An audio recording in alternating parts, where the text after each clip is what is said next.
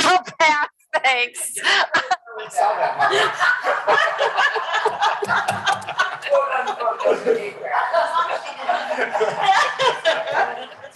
Normally I'll easily steal pithy comments. I'm not sure I want to steal that one. All right. Good morning, everyone. Treasurer Reed and his team, Ryan Mann, joining us virtually. We are here to begin the June 14th, 2022 State Land Board meeting. I'll call the meeting to order and move to the consent agenda. Director Walker. Good morning, Governor and members of the Land Board. I appreciate seeing you all here, both hybrid and in person. Our first item and only item on the consent agenda is approval of the minutes of the April 12th, 2022 State Land Board meeting. Do I have a motion? So moved. Secretary Fagan moves approval of the April 12th, 2022 State Land Board meeting minutes. And do I hear a second? Yes, you do, Madam Chair. I see a head nod and I hear a second from Treasurer Reed. Hearing and seeing no objection, the minutes are approved. On to action item number 2. Awesome. All right, thank you. All right, action item number 2 is regarding delegation of authority related to the use of state lands for the Portland Harbor Superfund site remediation and restoration activities. The issue and the authorities are set out below, but I am going to turn it over to our esteemed Assistant Attorney General, Matt DeVore, to discuss this item. There you go, Mr. DeVore. Thank you, Director. Governor, members of the Land Board. The action agenda item number 2, the issue statement in the staff report is whether the State Land Board, under its constitutional and statutory authority to manage state-owned lands, including not only the uplands, but the submerged and submersible lands, should delegate authority to the Director to negotiate and reach agreements with potentially responsible parties for use of the state lands in order to facilitate remediation and restoration activities on lands under the Land Board jurisdiction within the Portland Harbor Superfund site. And just to provide some very brief background and to summarize what's in that staff report, in 2011, the EPA, Environmental Protection Agency, issued a general notice letter to the state under the federal Superfund law related to environmental contamination in Portland Harbor. This has commonly been referred to as the Portland Harbor Superfund site. The state, by and through the State Land Board and the Department of State Lands, are potentially responsible parties that may be responsible for the costs of cleaning up that contamination. The State Land Board and DSL also serve a role as land managers of the sites that may be subject to remediation projects in the Portland Harbor. In 2014, the State Land Board passed rules in Oregon Administrative Rules, Chapter 141, Division 145, to set the guidelines for the department to determine the terms and conditions required when remediation and restoration activities are planned for those state-owned submerged lands. The terms and conditions in Division 145 includes topics such as the types of authorizations that would be issued, the compensation rates, and then the duration for those authorizations. As the Department of Justice has been representing DSL and the Land Board in the EPA and negotiations with potentially responsible parties, we've come to a point where we are starting to get more into details of what the potential projects could be and what the uses of state lands would be. In order to afford the State Land Board and the Department of State Lands the most flexibility in those negotiations to reach an agreement with EPA and the other potentially responsible parties, the department's proposing the delegation of authority that is the subject of this agenda item. It would allow the director to exercise discretion and flexibility to agree to settlement terms that deviate from some of the limits of Division 145 if she finds that such different terms would be in the state's best interest. The proposed form of delegation is attached to the staff report as an appendix, and the staff report has the department's recommendations. I'm happy to answer more questions on that. I've been serving as a role of sort of a liaison between the department and our Portland Harbor Superfund team within DOJ. that is really leading the negotiations and would be leading the potential litigation if we cannot find a resolution. Thank you, Mr. DeVore. Questions or comments from board members? Madam Chair, I'm generally comfortable with the thrust of this motion, this proposal. I've had the opportunity to learn a little bit about the background and the process that's gotten here, so I can understand the desire and the need for the director to have some of that autonomy and to not have to come back to the land board through the course of what might be a complicated negotiation. But I do think, and I was helped somewhat by conversation with the director and assistance from Matt to understand sort of some of the universe of things that the director might need to negotiate more directly and more quickly. So that helped me somewhat, but I do feel some, and I'm sure the director would do this anyway, but I feel some additional comfort with the idea of adding something to the delegation about regular check-ins from the director back to the land board. So at the appropriate time, I have some language that we've talked with the department and Matt about that we might be able to add into the delegation as proposed. So I don't know if you want to do that now or later, but that's where I am at this point. Treasurer Reed, I actually would like to proceed with that now because that was certainly my request as well. So okay, great. If you have some suggested language, please, if you would please share it with the land board members. I do. So I would suggest that on page 2, as a last sentence in the second paragraph under scope of delegation, that we add, the director shall update land board members at important decision points and as requested by land board members.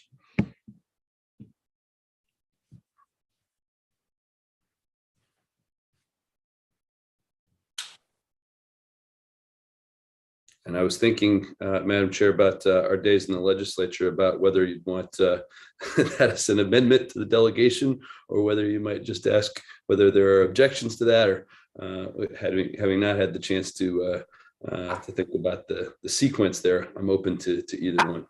Would probably just suggest that we add it if there's no objection. Great. Hearing and see, I'm not seeing any objection. I'm getting head nods from the secretary and I'm in agreement. And I'm not seeing Mr. DeVore jumping up and down and any concerns. So I think we're good. And I'm guessing that the director would be fine with that language. I am governor and did seek counsel with Mr. DeVore in drafting that. Okay. So I will proceed as amended.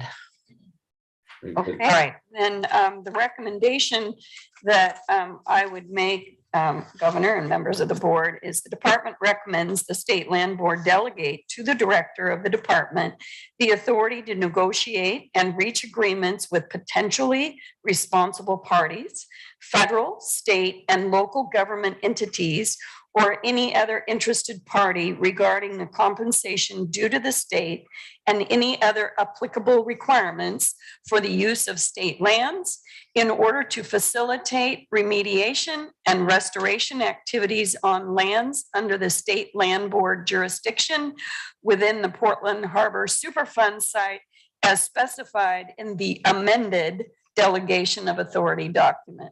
That's one heck of a long sentence. Thank you, Director Walker. Treasury, do we have a motion? Sure. And Madam Chair, the language we just adopted says important decision points. So I'm trusting the director will use an expansive definition of that and keep us well informed as things progress. And with that, I'm happy to move approval of the recommendation that the director just articulated. Thank you very much, Treasurer Reed. Do we have a second from the secretary? Yes, we do. Hearing and seeing no objection, the motion is adopted. Thank you.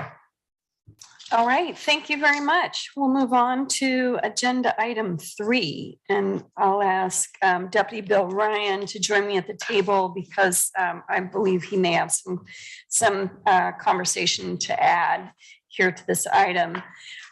What we're trying to do with agenda item 3 is whether the state land board should initiate rulemaking to restrict public use of approximately 500 yards of the bank of the Columbia River along the north side of Hayden Island between River Mile 106 and 107, east of a navigational pile dike and west of the I-5 Oregon-Washington Bridge, as illustrated in Appendix A. The authorities are set out below. So we've come to you before with these kinds of recommendations, and I just need to give you the background as to why we've had a request in this site.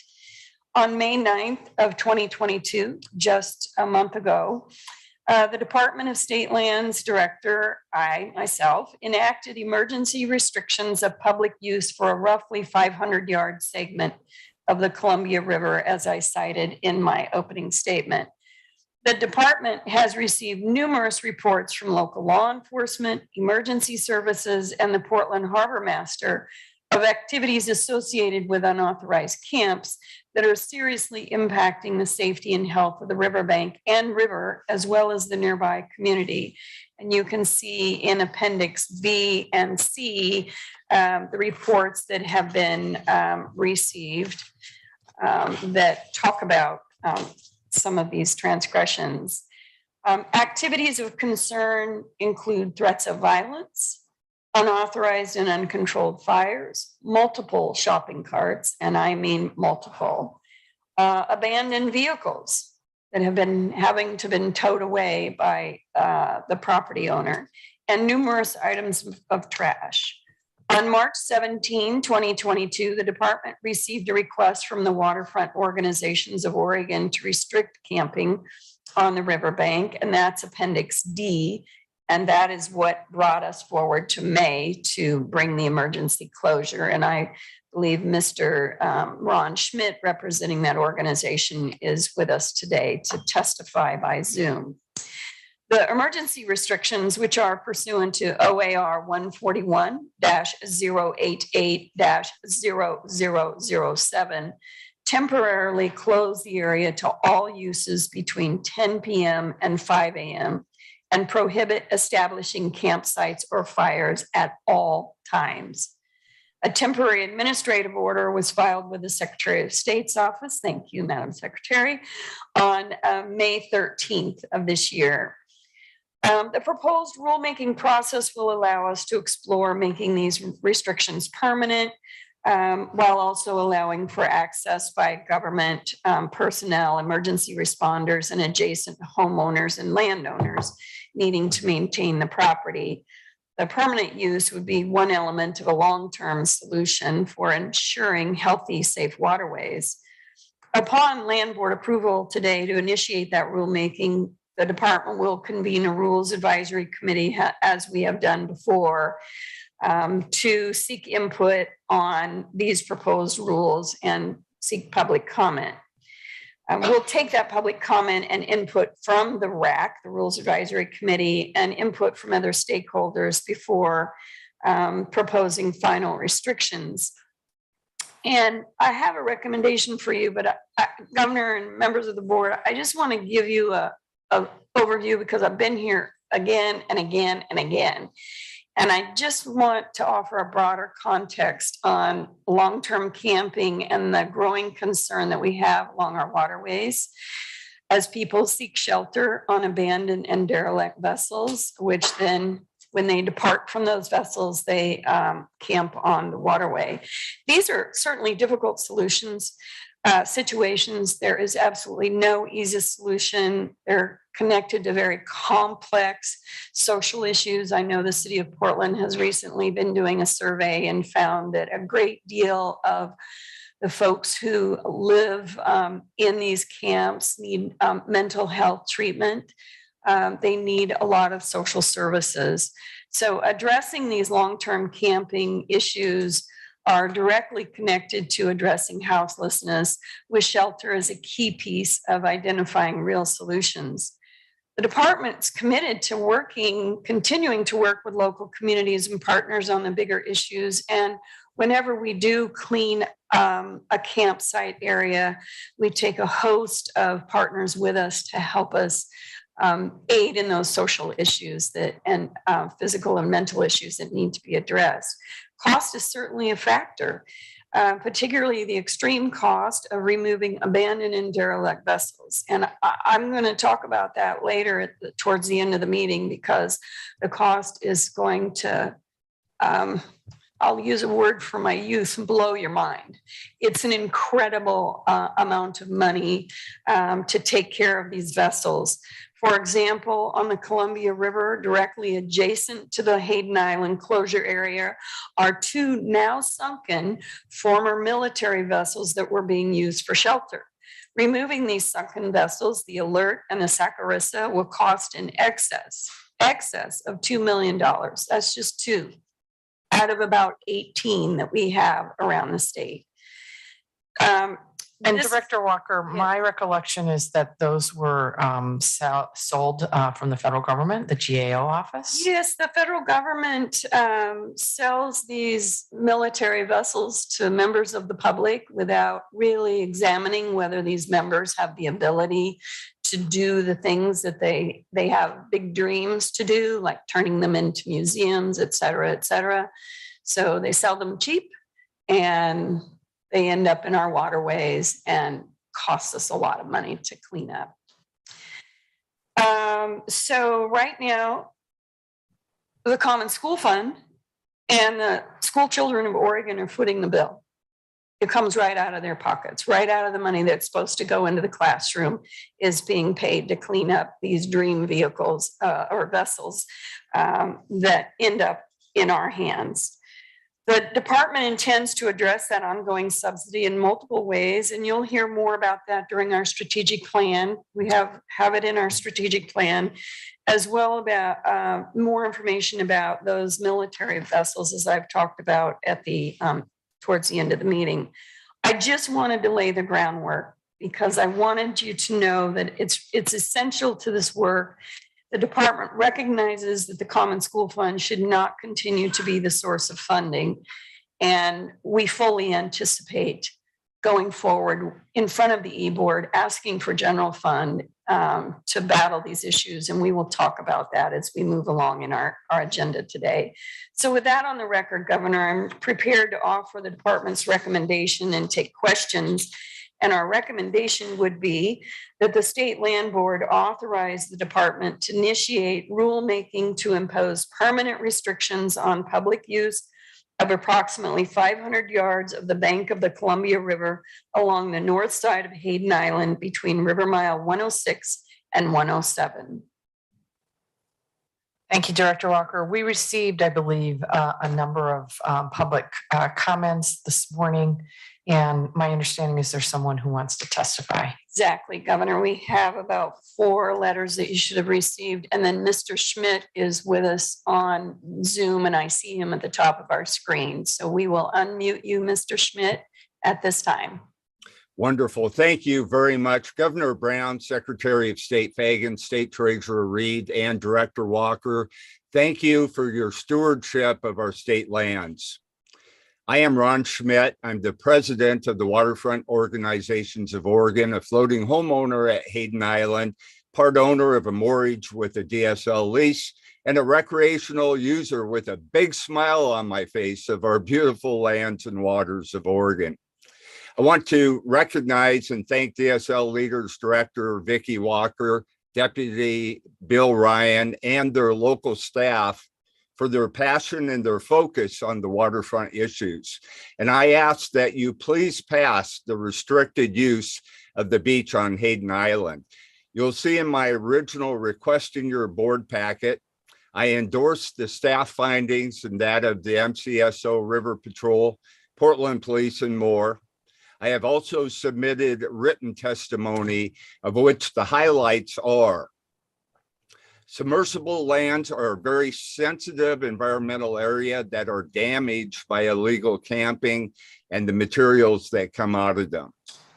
The damage is not limited to just that area, but continues downstream. An example, picture this spring when the waters recede Any working family that goes out to any public beach on the Columbia River between here and Astoria, whose child is digging in the sand and gets stuck with a dirty hypodermic needle that floated in from these camps. This could happen anywhere on the river. There is no inherent need for submersible areas versus land for this illegal camping. And closing the camping would actually open this area to the public. The public people have been chased, threatened, and run away from this public land by the people who have taken it as their own. Closing the camping will actually open the area to the public. And then to re-verify what Director Walker talked about in terms of ADVAC, the cost of removing a sunken boat is 10 to 20 times and even higher than one boat floating. We're committed to working with you, the state, the DSL, the Oregon State Marine Board, and the legislature to come up with an idea for shelter on land, getting these boats off before they sink. We cannot afford it. Thank you again. Please pass the restricted use of the beach on Hayden Island. I'm grateful for the time. Thank you, Mr. Schmidt. Any questions? Madam Chair, I do have a question, and I appreciate what President Schmidt has submitted. Appreciate the way Director Walker acknowledged the humanity and the difficulty of the people who are in these situations. So I have a question that is not, I'm supportive of the motion, but it just strikes me that we have been here before, metaphorically, and I know there are some specifics to this place, this 500 yards, but I'm really just thinking about the economies of scale and the expense and the time of going through rulemaking processes 500 yards at a time. Why are we doing this 500 yards at a time? What shouldn't we be having a conversation about a broader area? I assume that just based on the experience that we've all had, we moved this forward. I'm supportive of that again.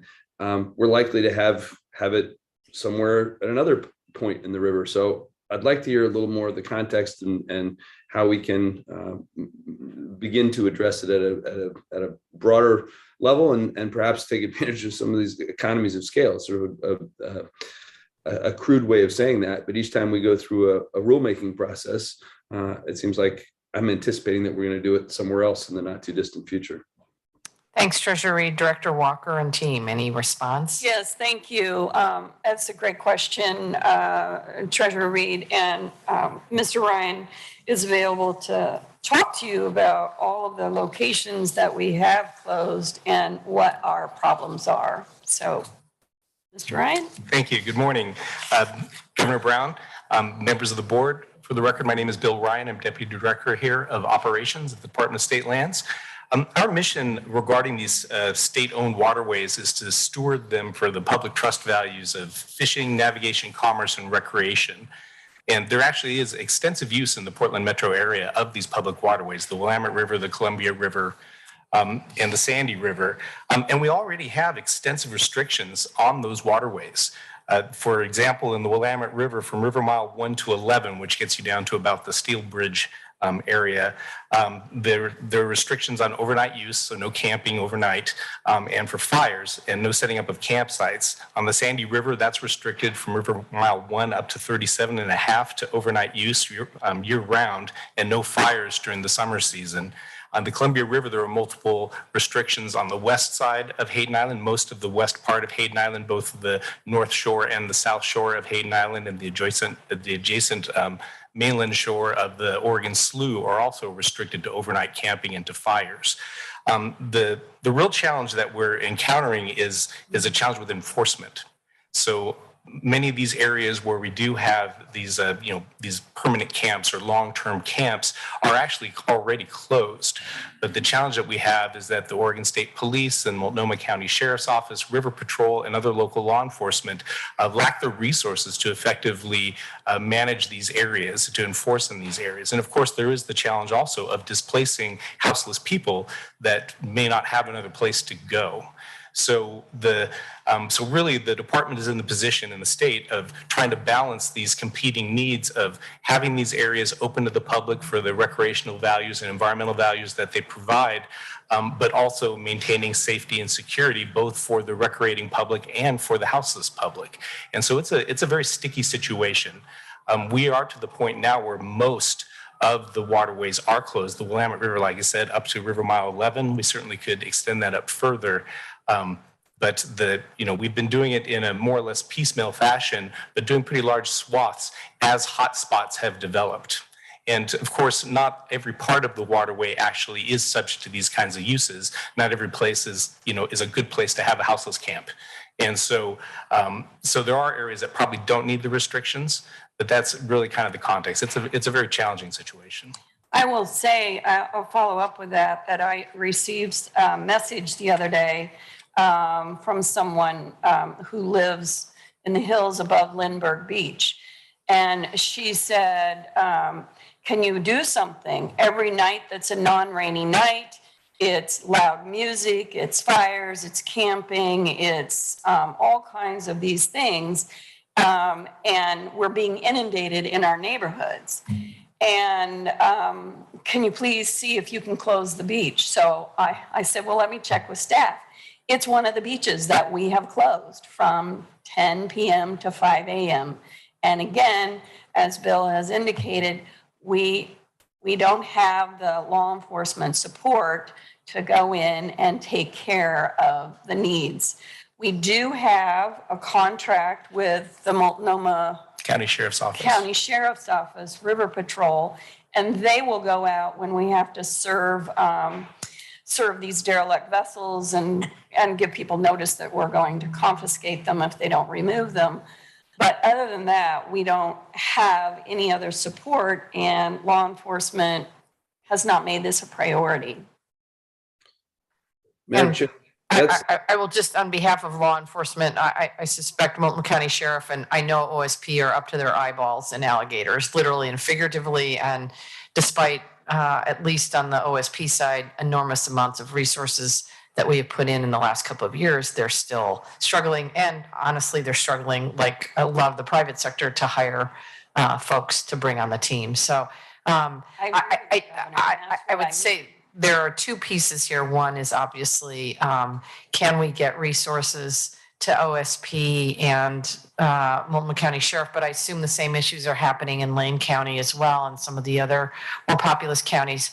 Can we get resources to OSP and then local community sheriffs to assist with enforcement? That would be one piece. And then the second piece, which I assume we'll have a conversation as we move to the budget, is removal and cleanup of derelict vessels. So I think both need to be done, and the resources are there, and it's getting the attention of the legislature on these issues because they're the ones who can decide whether there will be resources going in that direction. Treasurer Reed.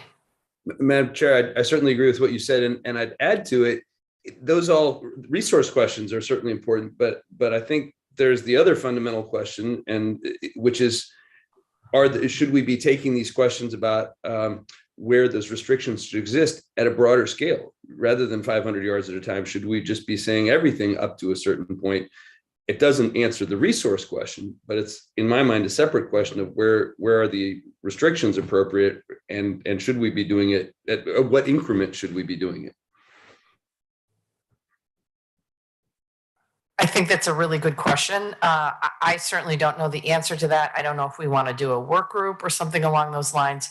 I think until you resolve the enforcement piece, it's, if you can't enforce what you already have in place. So I understand. I won't push it further today, but I would like to hear some more thinking of that on that from the staff, please. I assume they'll take your suggestions back and ponder it for the next meeting. We could have them report back. That'd be great. Thank you. We're happy to do that. Absolutely. And I believe Secretary Fagan. Go ahead. Thank you, Madam Chair.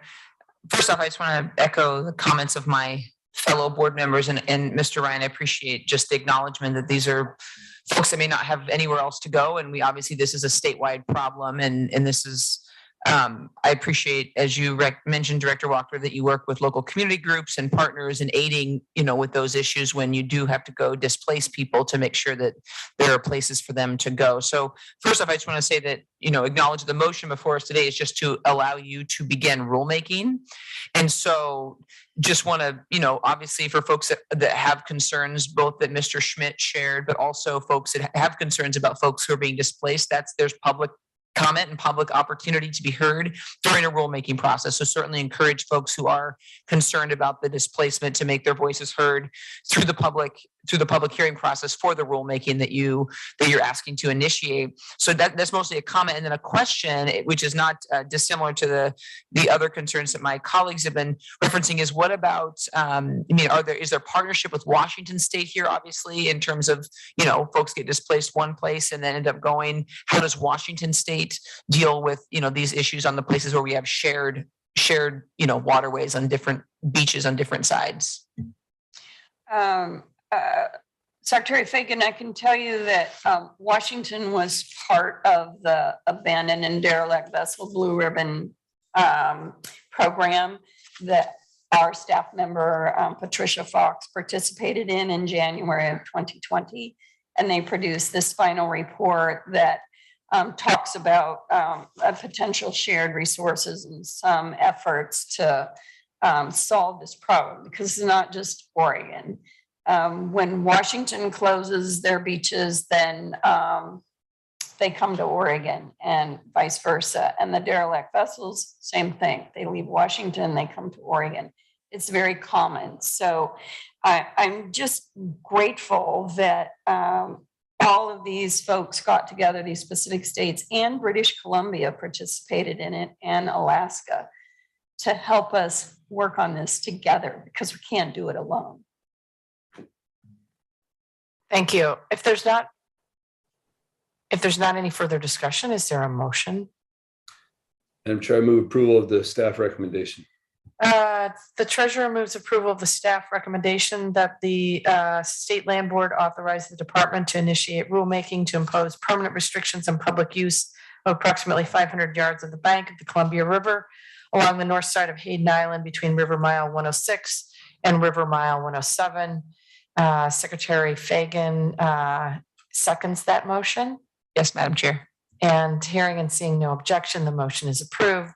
Mr. Schmidt, thank you for your patience while we talk about a lot of other issues, but I think we got done what we need to get done. I would love to have the department come back at the next meeting and respond to Treasurer Reed's suggestion about a broader view perspective of closing camping along our riverways, Willamette River and Columbia specifically.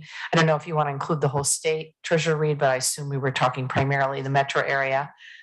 Madam Chair, I'm just making the point that what process and financial costs are we engaging in when we do serial rulemaking processes over and over again, rather than taking on the question comprehensively. All right, and then I assume we're going to be having a budget conversation next.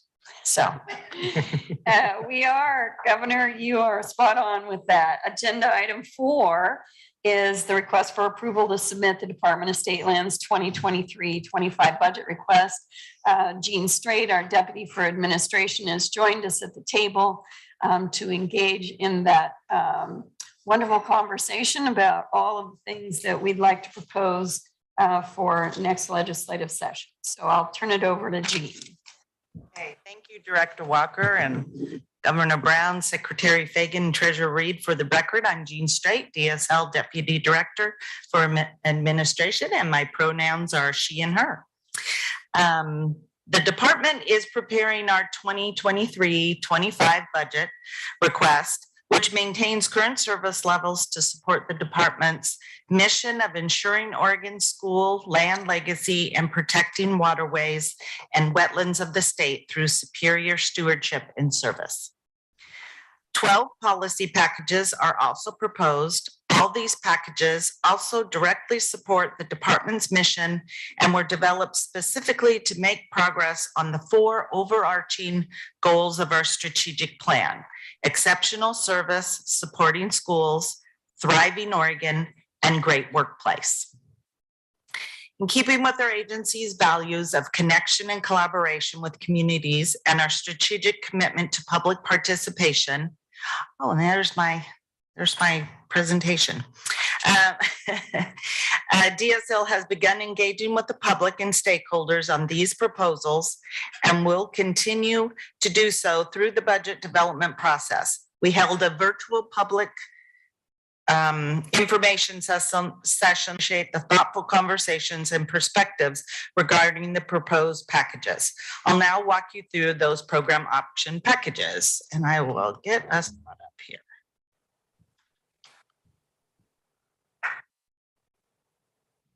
It's not just me. I don't.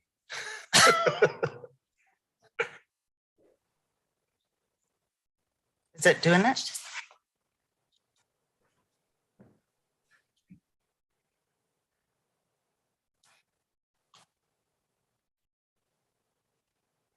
Matt, I don't know. Okay, Can you just do it from there, back there? Yeah, they can do it. sorry, everybody. We love technology. When it works. So first, we'll talk about our exceptional service strategic goal and the POPs that we have included in there. The POPs are proposed to enhance service to the public and the people who do business with DSL, with an emphasis on ensuring information and services are more accessible and accountable. 2 of these POPs are connected. The Modern Permitting and Information System project, which will be completed with the funds requested in Package 106, creates an easy-to-use online portal for applying for permits, assessing project documents, paying fees, and more. The powerful back-end database will support enhanced oversight of school lands, wetlands, and waterway permits, revenues, and more.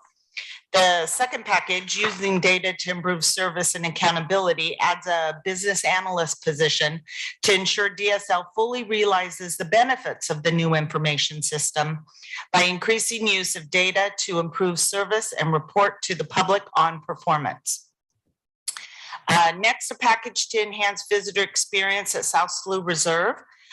This package will help Oregonians explore South Slough Reserve trails, waterways, and more by adding a seasonal park ranger and creating a full-time position to create maps and oversee geographic information. Next, supporting schools. There we go. Next, supporting schools. Yay.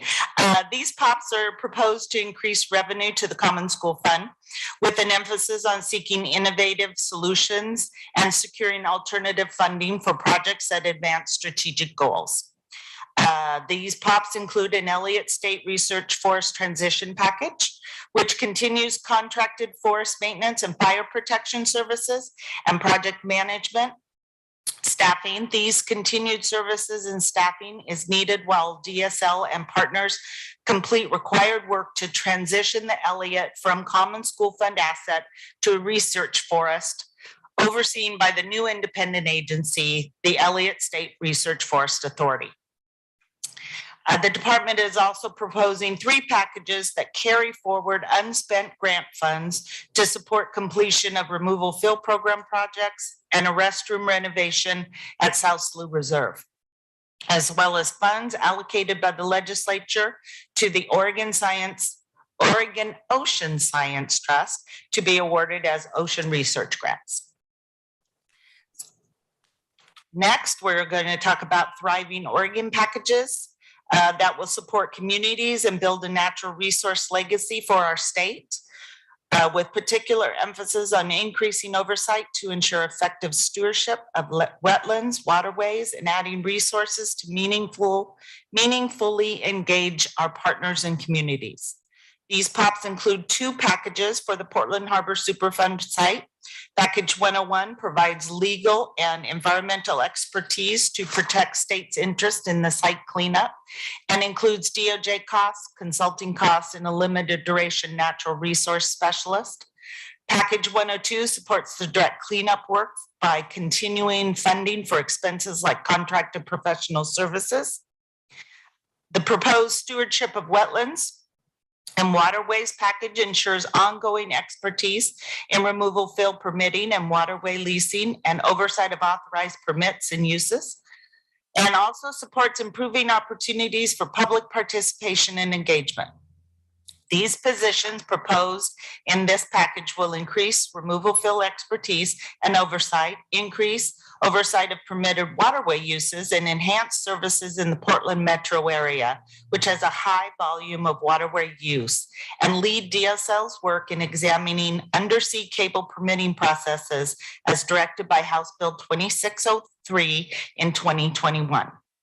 The department is also proposing an engagement position to ensure meaningful and inclusive opportunities for engagement with the public communities and stakeholders across all DSL programs. The final Thriving Oregon package continues fundings for community-led projects to enhance public waterways. The Submerged Lands Enhancement Fund was established by the Oregon legislature and provides grants to local communities and organizations for projects that improve publicly owned waterways. And last, but by no means least, is a proposed Great Workplace package, which emphasizes supporting Team DSL by reclassifying 4 positions where the job classification did not match the position work. This is a technical fix that needs to be done during the budget process. There is no cost associated with this fix, which will ensure these positions provide effective service and helps us retain employees by aligning their work with the appropriate classification. So this completes the proposed policy package overview. I do also want to mention the legislative concept you approved in February does not have a budget impact for our 2023-25 budget request, but you will be hearing more about the legislative concept status with from Bill during the strategic plan update later in the meeting. I'm happy to answer any questions. Thank you. We've been having, as you heard, Ms. Straight, an ongoing conversation about cleanup of derelict vessels. My understanding that this is a rather expensive item, roughly in the neighborhood of $40 million. It is not reflected here in this budget. Kind of, what are your thoughts on how we get the legislature to fund this work so that it's not coming out of the Common School Fund? And how would you propose we move forward? Well, I mean, if we need to put a pop in there, the thing that the agency struggles with is this is not a Common School Fund expense in our mind when we think of what should come out of the Common School Fund.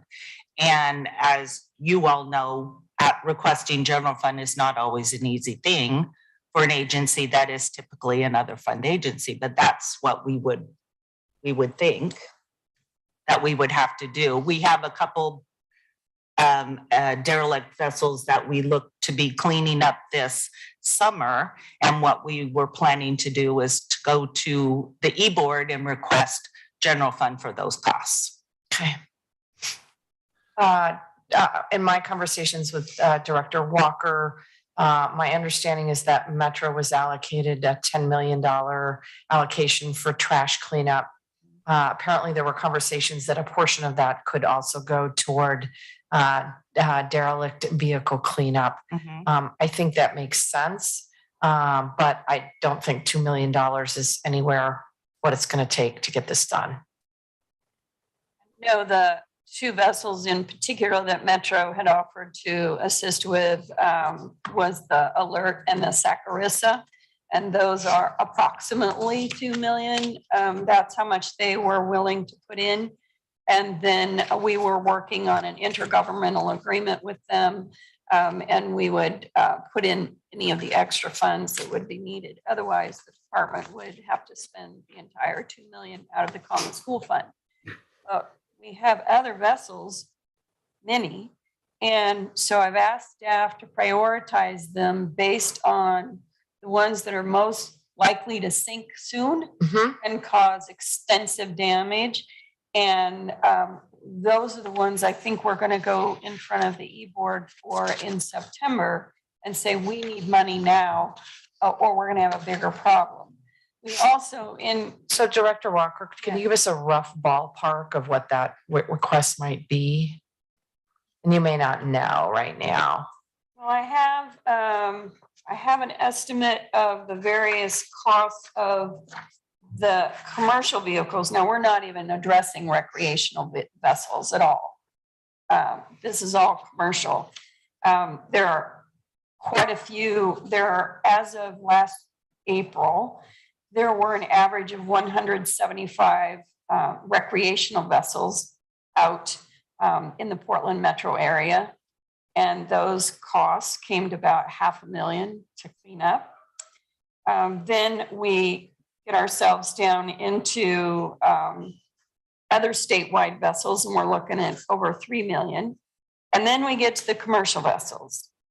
The alert at that time, last April, it was estimated to be about 1 million. The Saccharissa, about 1 million, which is why Metro chose the $2 million figure, but we're anticipating it's more now. And we have 3 small tugs, 300,000, a dry dock for 1 million, the stern wheeler Jean for 2 million, the dredge Anderson for 1.5 million, and that one's getting in very bad shape. A PT-12 barge, 1 million, a steel barge remnant, 100,000.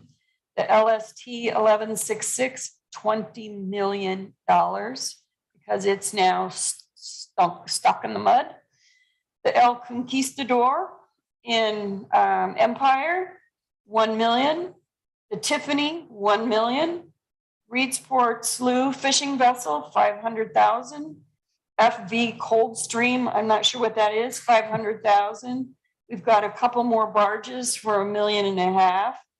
Coastwise, 1 million. A small green tug for 100,000.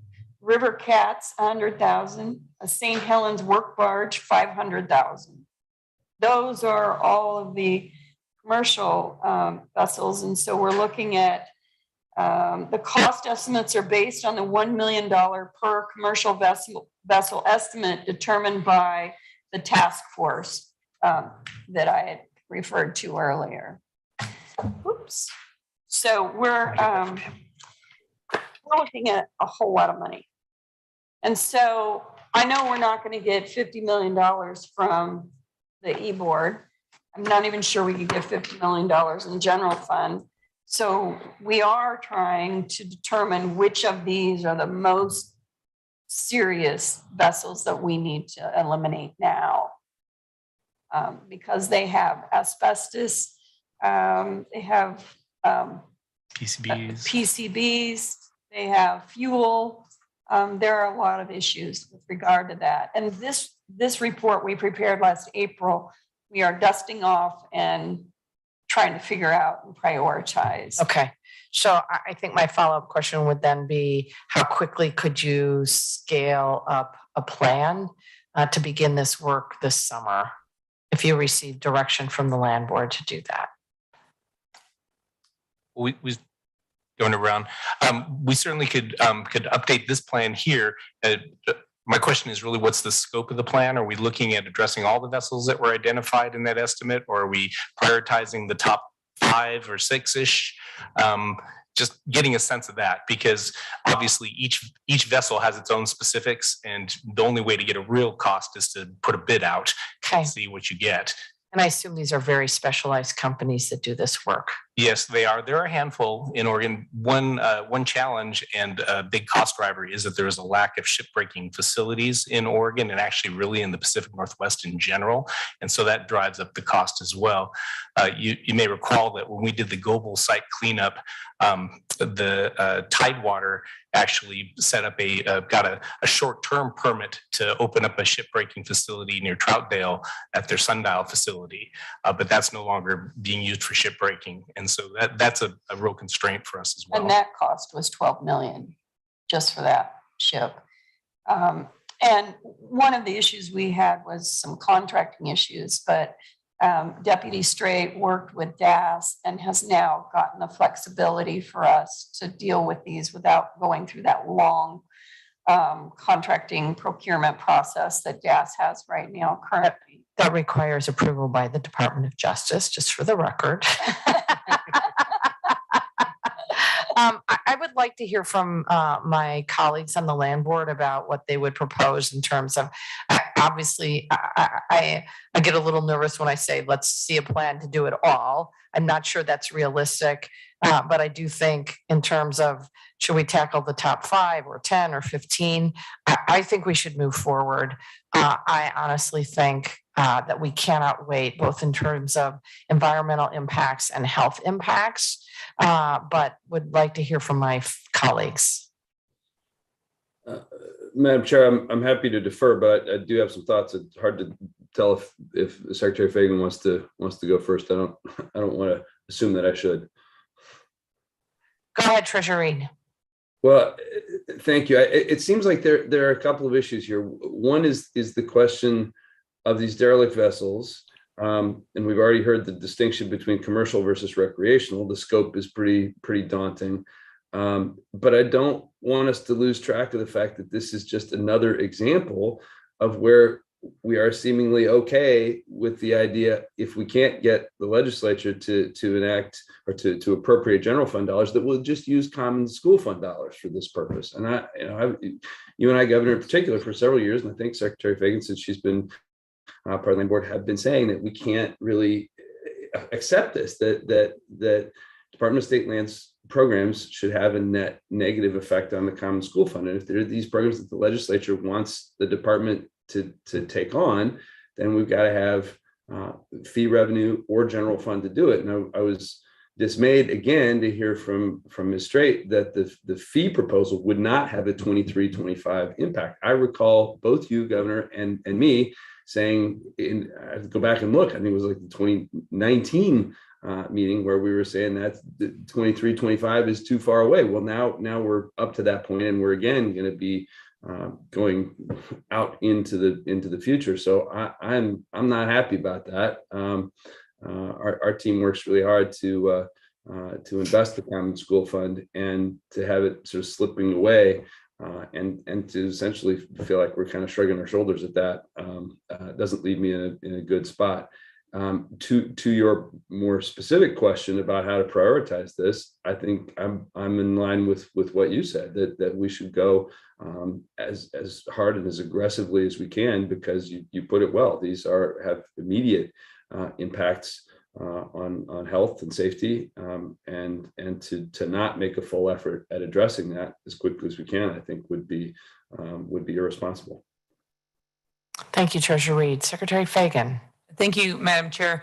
I mean, I certainly share your concerns about the taking money from the state land board. So from the common school fund. So I certainly support the idea of going to the e-board and asking for general fund. I think I have a question for Director Walker, which is, I mean, just like anything else right now, even if you have the money, how many companies do this? How busy are they? Could they even get started? I mean, that question seems like a really specialized work, and I'm just curious. Maybe you don't have the answer now, but if we're going to consider, directing you to go to the state, do we have to direct them to go to the e-board? Sorry, I'm new at this. I don't know that we need that direction, but I do think it makes sense for them to make that ask. Madam Chair, I can break in. We can direct them, even if we don't have to. I think that's within our something we could do. Yes, absolutely. But it's a tool that she has, regardless. So I think the question is, what are our options in terms of our authority to direct the department to clean up the vessels? And, what would a year's worth of work or 6 months worth of work look like? How quickly, and what would be the cost? Jacqueline. Yeah, and we've got DEQ and Coast Guard to work with. Yeah, Governor Brown, members of the board. The department has been focusing on the 3 vessels that we've discussed today, the Saccharissa and the Alert, which are sunk off of Hayden Island right now. We've been having conversations, as we mentioned, with Metro about partnering for the removal of those vessels need to be floated and then removed. The Coast Guard is also a potential partner for that effort. And we're hoping to get that work done actually this summer, fall season, provided funding's available and the partners are able to get together to do that. To get at the question about how many companies there are, I can think of 3 or 4 companies that do that type of work that are local. There might be some more that would come in if we put out a large RFP type thing, but we do work with those companies, and they're the same kind of companies that remove the smaller recreational vessels as well. And I do want to make it clear that we are also addressing recreational vessels, and we partner with the Oregon State Marine Board, who has authority over recreational vessels for those removals as well. But we think we can get the Saccharissa and Alert done, if not this summer, then by the beginning of next summer. So roughly about a year maximum to get that taken care of. The Tiffany probably also on a similar time frame. That's the vessel that's moored downstream of Rainier. That one's still floating, which is good, but it's a very large vessel. Will be less expensive, we think, than the 2 sunken vessels, but still we're talking over $1 million to dispose of that. And one of the other things that we're looking at doing, we recently had to hire someone to go out and empty the water. What do they call that? Pump the bilges. Pump the bilges, because the boat was sinking and sinking and sinking, and it was also inundated with sea lions. So it got heavier and heavier and heavier. So we went in and had that pumped. But now we're having to look at making sure that we pump it on a regular basis so that it doesn't sink. And this is what we're going to have to do until we can get the money to do that. I do also want to mention, in terms of the recreational vessels, the Marine Board got a grant from NOAA through their marine debris program to help marinas clean up their derelict vessels that they have. For instance, in South Beach Marina in Newport, they removed 20 vessels recently, or 12, and take them out of the water. And the reason that is important is because if these disappear from the marina somehow, they end up in the waterway, and then we are responsible for them. Also, marinas, the Port of Coos Bay is charging insurance. Other ports are making sure that boats are seaworthy. So these are all things that are happening in terms of the recreational vessels. Sometimes I interchange that with vehicle. But that's helping us. And the Marine Board gets an appropriation of general fund to help with that. But we still have a number of problems with that. Secretary Fagan. Thank you, Madam Chair. I mean, first, I just want to state for the record that Pump the Bilges would be a great rock band name. That should be noted on the record. But more importantly, you mentioned that there's a commission with Washington and British Columbia and Alaska. Was there discussion in that of sharing cost of helping? I mean, is that an option as well when we think about paying for this? Was there discussion? Because I'm assuming it affects everybody, even if the derelict vehicle is here in Oregon, on an Oregon side of a waterway. Yeah, Governor Brown, Secretary Fagan, I don't believe that report discussed cost sharing so much. It was more of sharing experience and expertise and coming up with recommendations for best practices moving forward and strategies for moving forward to address those vessels. I do know that Washington does have a fairly robust program for addressing this, but they also are overwhelmed. They have more vessels, they have more waterway. And so, but I don't know so much about cost sharing. It's really more a matter of kind of coordinating on the enforcement of things so that, if you chase one out of one state, it doesn't end up in the next state. Mm-hmm. I'm looking, Secretary Fagan, at the report, and I can send this to your assistants for you all to review. On page 34 is a summary table of recommendations for states. And Washington has done quite a bit legislatively, but they established a vessel registration system, including fees and adequate enforcement for both recreational and commercial vessels. They also require wreck removal insurance above the value of the vessel for both recreational and commercial vessels. This would be helpful.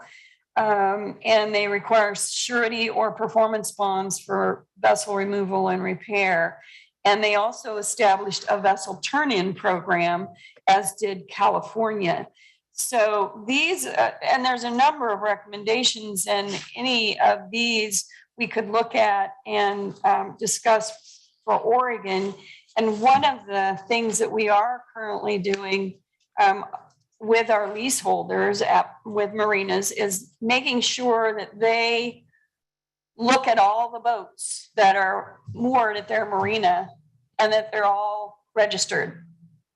But our marinas have been some of the folks that have sold vessels for pennies on the dollar as well. So we're working with the marinas. They're trying to work with us as well, and the ports. And so I think we're starting to build momentum to solve this issue, but we do have some vessels that are in serious disrepair that need immediate attention. So let me just put two things on the table and get responses from my colleagues.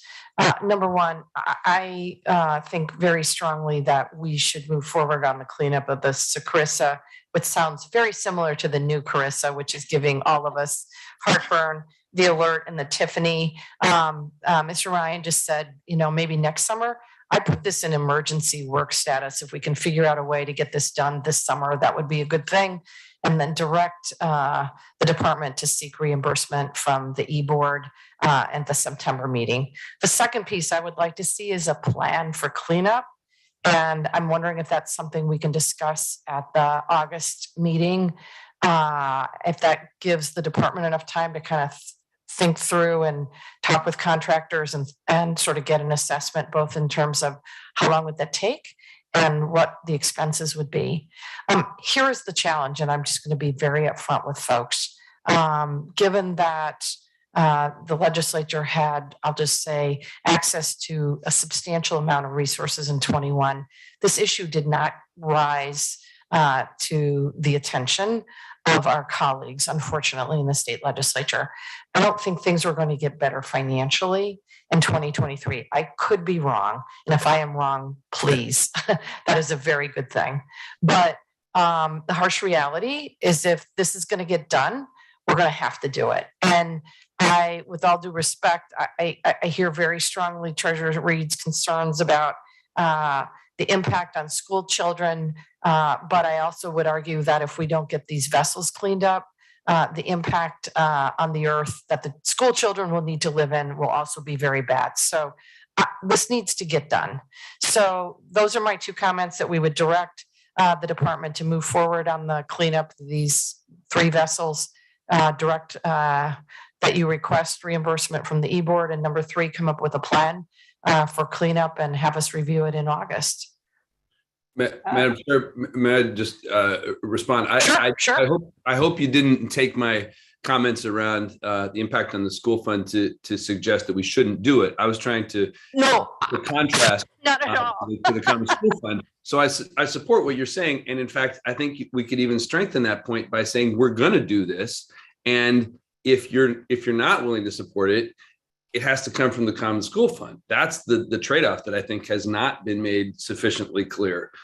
Because you're right, it is an imperative, it is an emergency. The problem is that we've been funding it from the wrong source. And so I think that could be a part of the way that is presented to the legislature. And I support and like your proposal.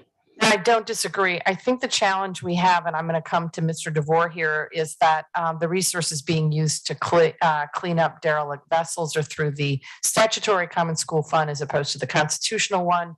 And honestly, I'm not sure the legislature has strong feelings about reducing the statutory common school fund. Mr. DeVore, could you provide us with a little bit more information there, please? Thank you, Governor Brown, and happy to. A lot of the discussion so far has been saying common school fund just generally, and it is important to keep in mind that there are 2 different components of that.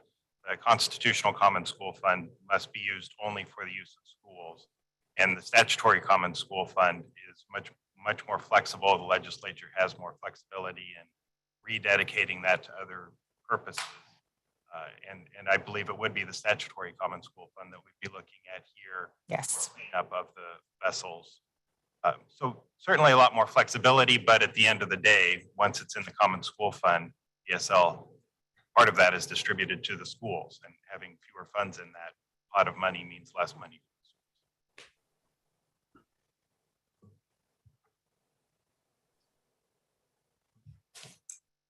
So Secretary Fagan, any thoughts? Do I have thoughts? No, thank you, Madam Chair. And I agree with you. Now that you've made up names for rock bands, I was going to ready to start quoting novels. So Yeah. let's keep moving Good. forward. So yeah, I agree with the two proposals that the governor put forward. I would ask for two things, I think, in the plan that I think she's requesting that we would see in August. One is that we do consult with education advocates, just so we understand that impact. And then number two, I'm just curious if we know, maybe you know this now, and if not, August is fine, but is this a problem we can ever actually, can we stop the bleeding and then clean it up? Or are there a certain number of vehicles added every year to where this is kind of an ongoing problem? That's something that would be helpful to know. Is this something that if we just do it one time, it's done? Or is this an ongoing, and if so, how many average per year? And how many years does it take for one to potentially sink? So just so we kind of get a sense of that ongoing problem as well. Yeah, we have a good answer for that. Yeah, Secretary Fagan, it's a little bit of both. Because many of these vessels are World War II vintage, and so they're just getting to the time where they're just, they're no longer seaworthy, they're no longer, economically efficient to use, and so they kind of get dumped by the government's General Services Administration.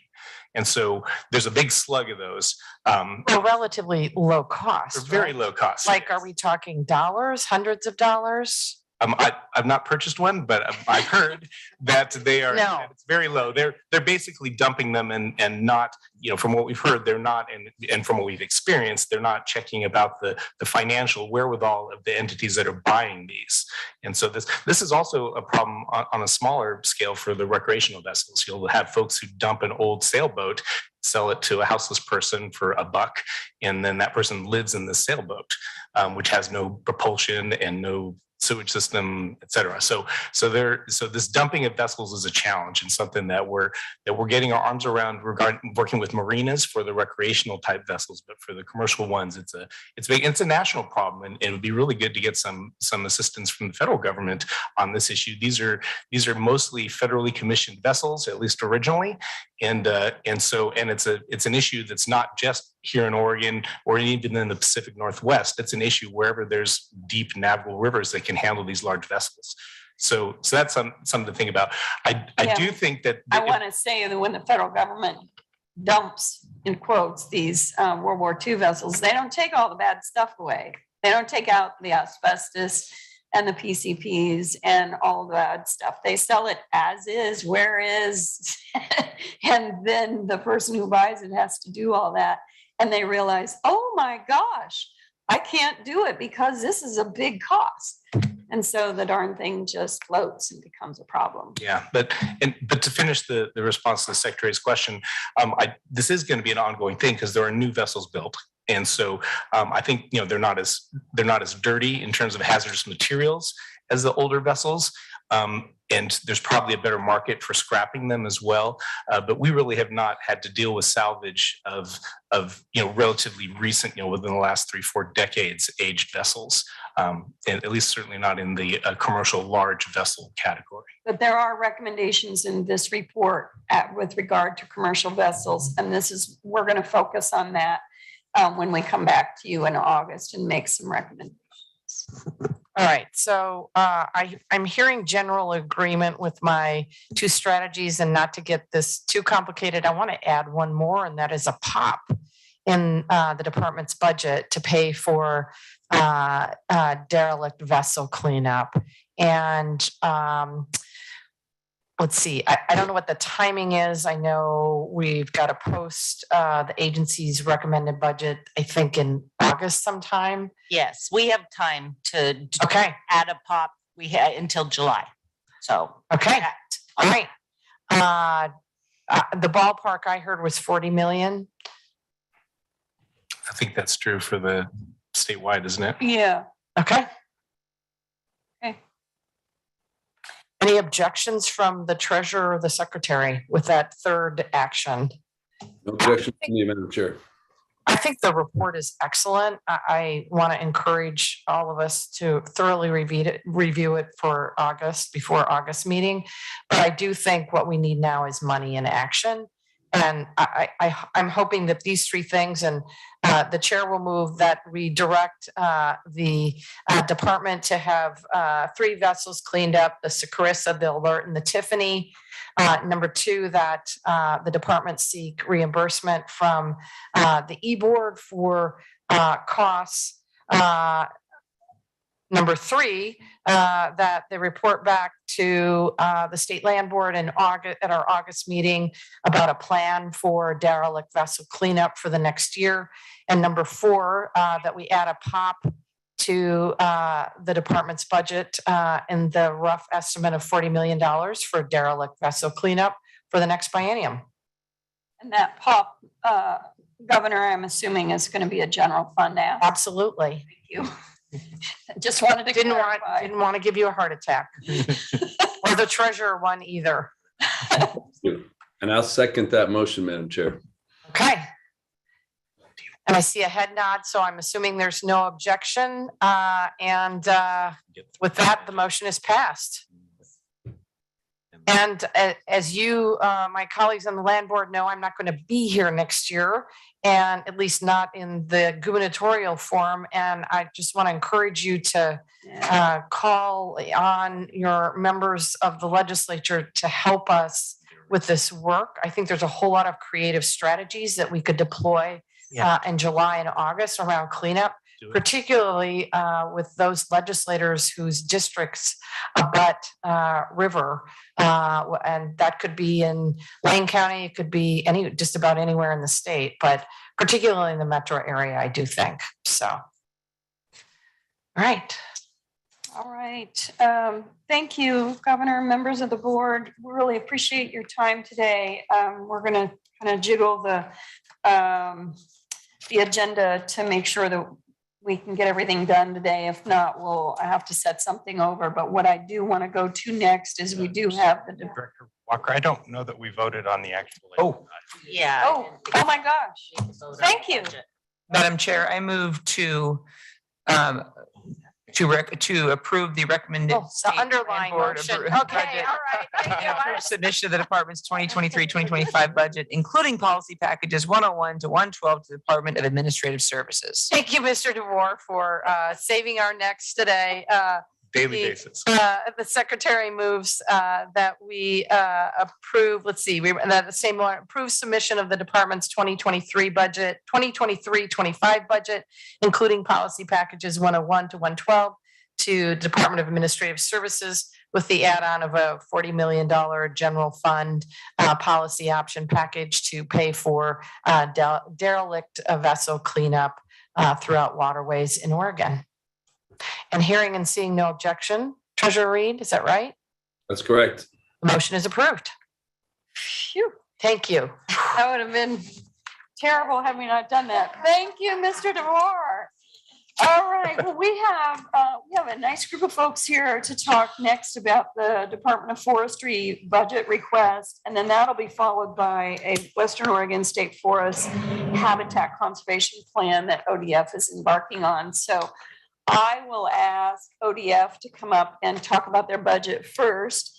Ron Zilli, Kevin Boyd, and Kyle Abraham, I'll let you all introduce yourselves. I'm going to step back, and then when you're done, we'll hear from your other folks. Good morning, and thank you, and appreciate your patience. Absolutely. Good morning, Governor Brown, Secretary Fagan, Treasurer Reed. For the record, I'm Kyle Abraham, Deputy State Forester for the Department of Forestry. I'm joined today by Ron Zilli, our State Forest Deputy Division Chief of Planning, and Kevin Boyd, our State Forest Asset Unit Manager. Today, we are presenting our agency request budget for the management of just over 33,000 acres of common school forest lands and fire patrol assessment costs for these lands, including the Elliott State Research Forest. We manage these forests under agreement with the State Land Board and Department of State Lands, who set the goals and management direction.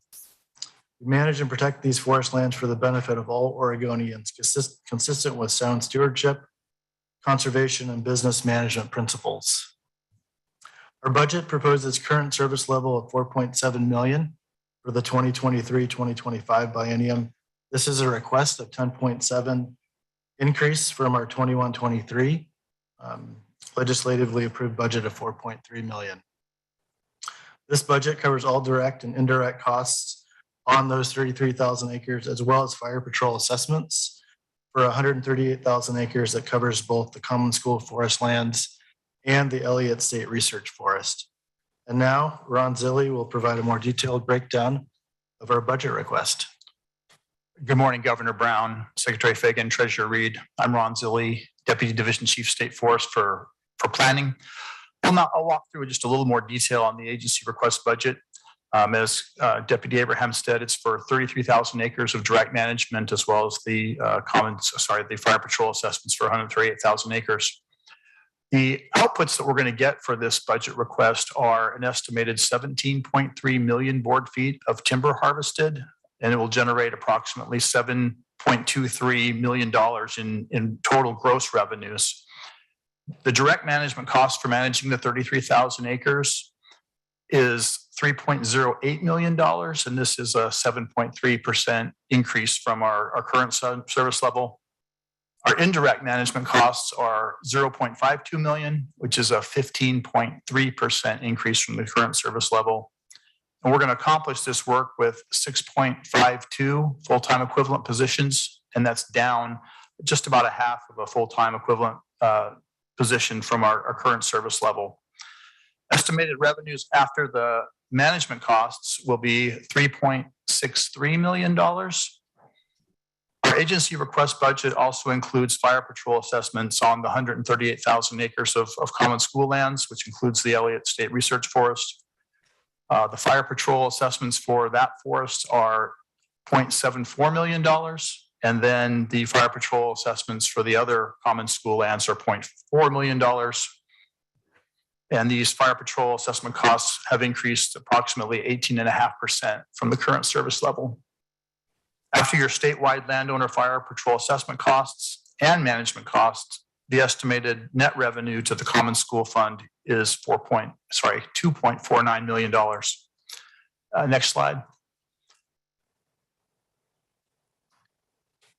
Well, I didn't know if this was working or not. Okay, I'll just touch on a couple of things here real quickly. The slide just has a little more detailed breakdown of the budget. The direct management costs, broken out between personnel services and service and supplies, represent 65% of the agency request budget. And there are no policy packages requesting for the 23-25 biennium. Indirect administrative costs consist of our admin prorate plus seed orchard costs, which are costs to ensure there's an adequate supply of seed for any harvesting that's done to grow seedlings on any common school forest lands. And these indirect administrative costs make up 11% of the agency request budget.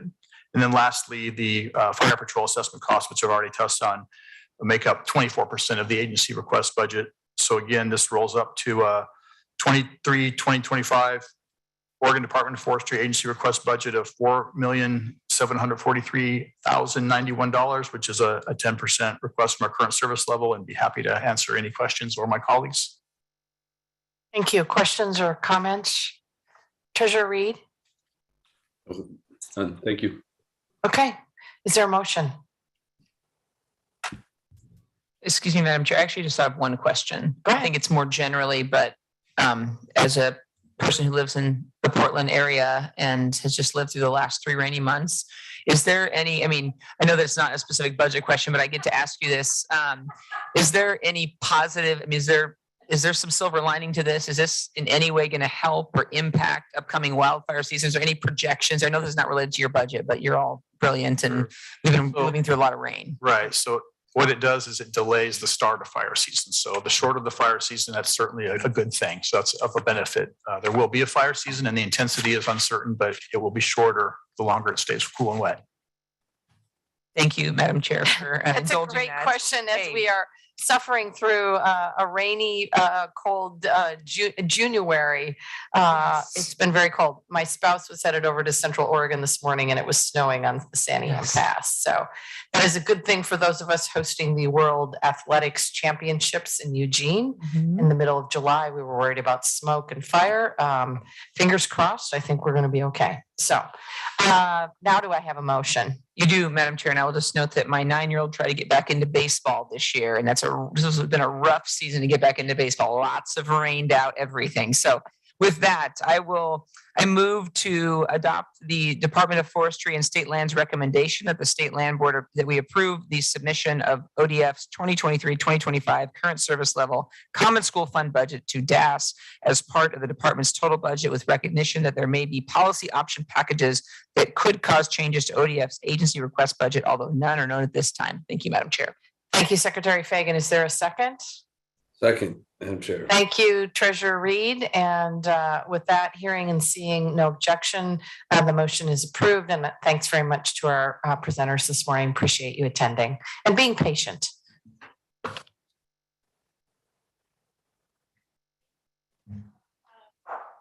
Thank you, Governor. At this time, I'd like to move to agenda item 6 and offer Cindy Kolomichuk. Did I do that right? Oh, that's pretty close. As the HCP project manager for the Department of Forestry, and Sarah Rich, project director for Eco Northwest, and they're going to talk about ODF's HCP process. There you go. Good morning and welcome. Good morning. Thank you. For the record, my name is Cindy Kolomichuk, and I serve as the project manager for the Western Oregon HCP. And I just want to thank you all for having us, Governor Brown, Secretary Fagan, and Treasurer Reed. It is really nice to see you in person. Joining me today is Sarah Rich with Eco Northwest. She is a consultant that's been working with us on the HCP. And today our presentation is going to focus on the draft environmental impact statement that's associated with the HCP and the anticipated outcomes for the common school forest lands. And so we do have a presentation that's coming up here. So maybe while we're waiting for that to queue, because it's going to be maps, I can't really get my way through that without having that illustration. Perhaps I'll just give you a little bit of background on the process. Oregon Department of Forestry, at the direction of the Board of Forestry, has been working towards an HCP for the last 5 years. And our process has included all of the state and federal wildlife agencies. So we have been meeting regularly with them since 2018 and actually started even before then. We have been working in a very collaborative way and going around the table, getting alignment on the conservation strategies that are included in the HCP. Our department has tried to get an HCP for decades, and we feel like we are in a really good position this time because we do have that alignment among all of the agencies. And Bill Bryan and Ryan Singleton were both part of that. They were really instrumental in the development of it. Okay, and so now I'm going to this one. Oh, now 2 minutes. Okay, here we go. So just for an orientation, the Western Oregon State Forest HCP covers about 640,000 acres west of the Cascades, and it spans all the way from the Columbia down to the California border. So this is a large geographic area, but you'll notice in blue there that the majority of our land holdings are in the North Coast. The permit area here also includes about 26,000 acres of common school forest lands. It's hard to see, but those are the tiny kind of scattered parcels that are in pink. And we are pursuing an HCP on this landscape because it will provide endangered species compliance for 17 covered species. So we're covering aquatic and terrestrial species in this plan. It will also provide operational certainty for a 70-year permit term, which means that we will be able to conduct our management activities while still being in compliance with the Endangered Species Act. And this will provide overall better outcomes and more stable outcomes for all management activities, recreation, wildlife habitat, as well as the revenues generated from harvest. Wanting to say next slide, but that's on me. Okay. Oh. Okay, so in addition to the permit area, there is a larger plan area. And within that larger plan area, we are able to exchange parcels with DSL or any other party for that matter. And so in consideration of this, the Western Oregon State Forest HCP, as well as the Elliott Research Forest HCP, includes all of our adjacent parcels in our plan areas. So in the future, as we are moving towards implementation, if it makes sense for us to trade some of our parcels so that we're all operating most efficiently, we can do so without making major modifications to the HCP. And you'll notice here that this is the Elliott Research Forest, and Board of Forestry has about 9,000 acres, and those are highlighted here in yellow. Okay, and so with that, I am going to turn it over to Sarah Rich, who is going to give the presentation on the draft environmental impact statement outcomes.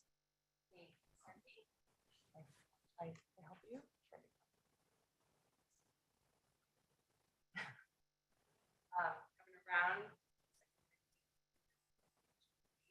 for the record, my name is Sarah Rich. I'm a project director at Echo Northwest, and I was the lead on the socioeconomic. Madam Chair, I wonder if the microphone might not be turned on. We can hear, but not very well. Thank you. That's probably the case. We could hear her, but it was probably, there we go. Is that better?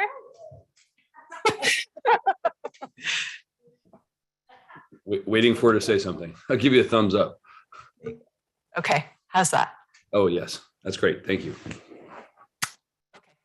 So again, for the record, my name is Sarah Rich. I'm a project director at Echo Northwest and was the lead for the socioeconomic and environmental justice analyses for the NEPA analysis of the draft of the HCP.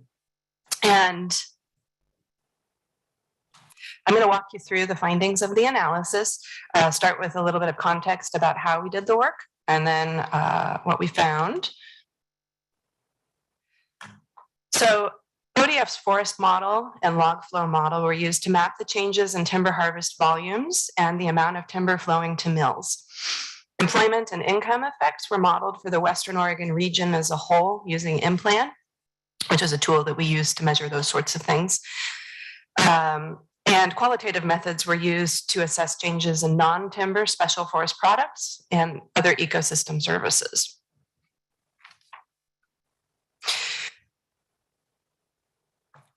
So compared to the no action alternative, the proposed action would increase timber harvest over the permit term and across the area based on the forest model results. This would result in an increase in revenue and direct jobs in the permit area over the permit term. These effects vary over time and by location. Local changes in harvest levels and the resulting forest structure would influence the availability of non-timber forest products and other ecosystem services like hunting, cultural value, and carbon sequestration under the alternatives and over time.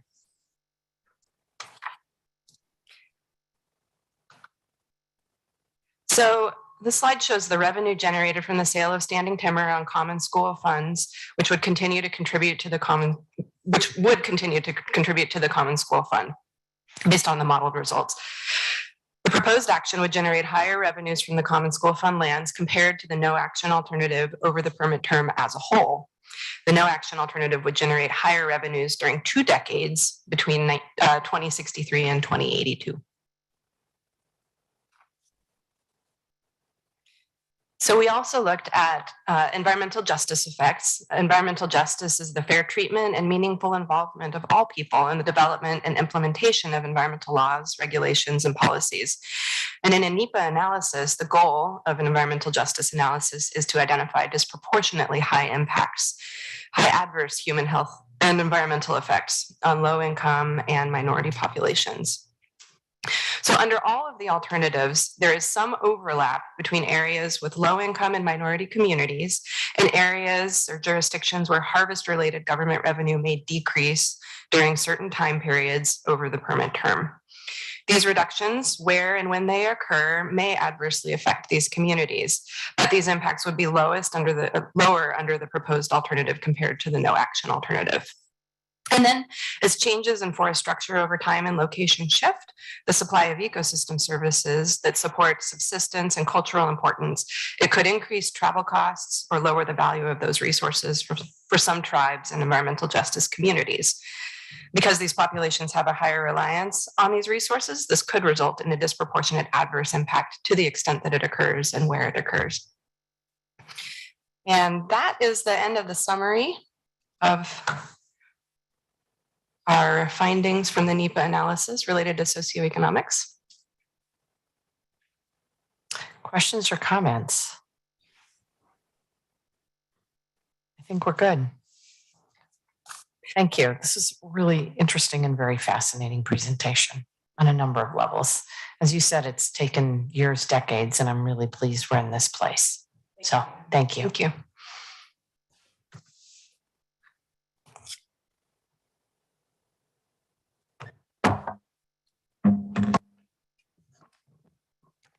And likewise, Governor, we are going to be happy when we get an HCP for the Elliott State Forest, which has so far escaped us.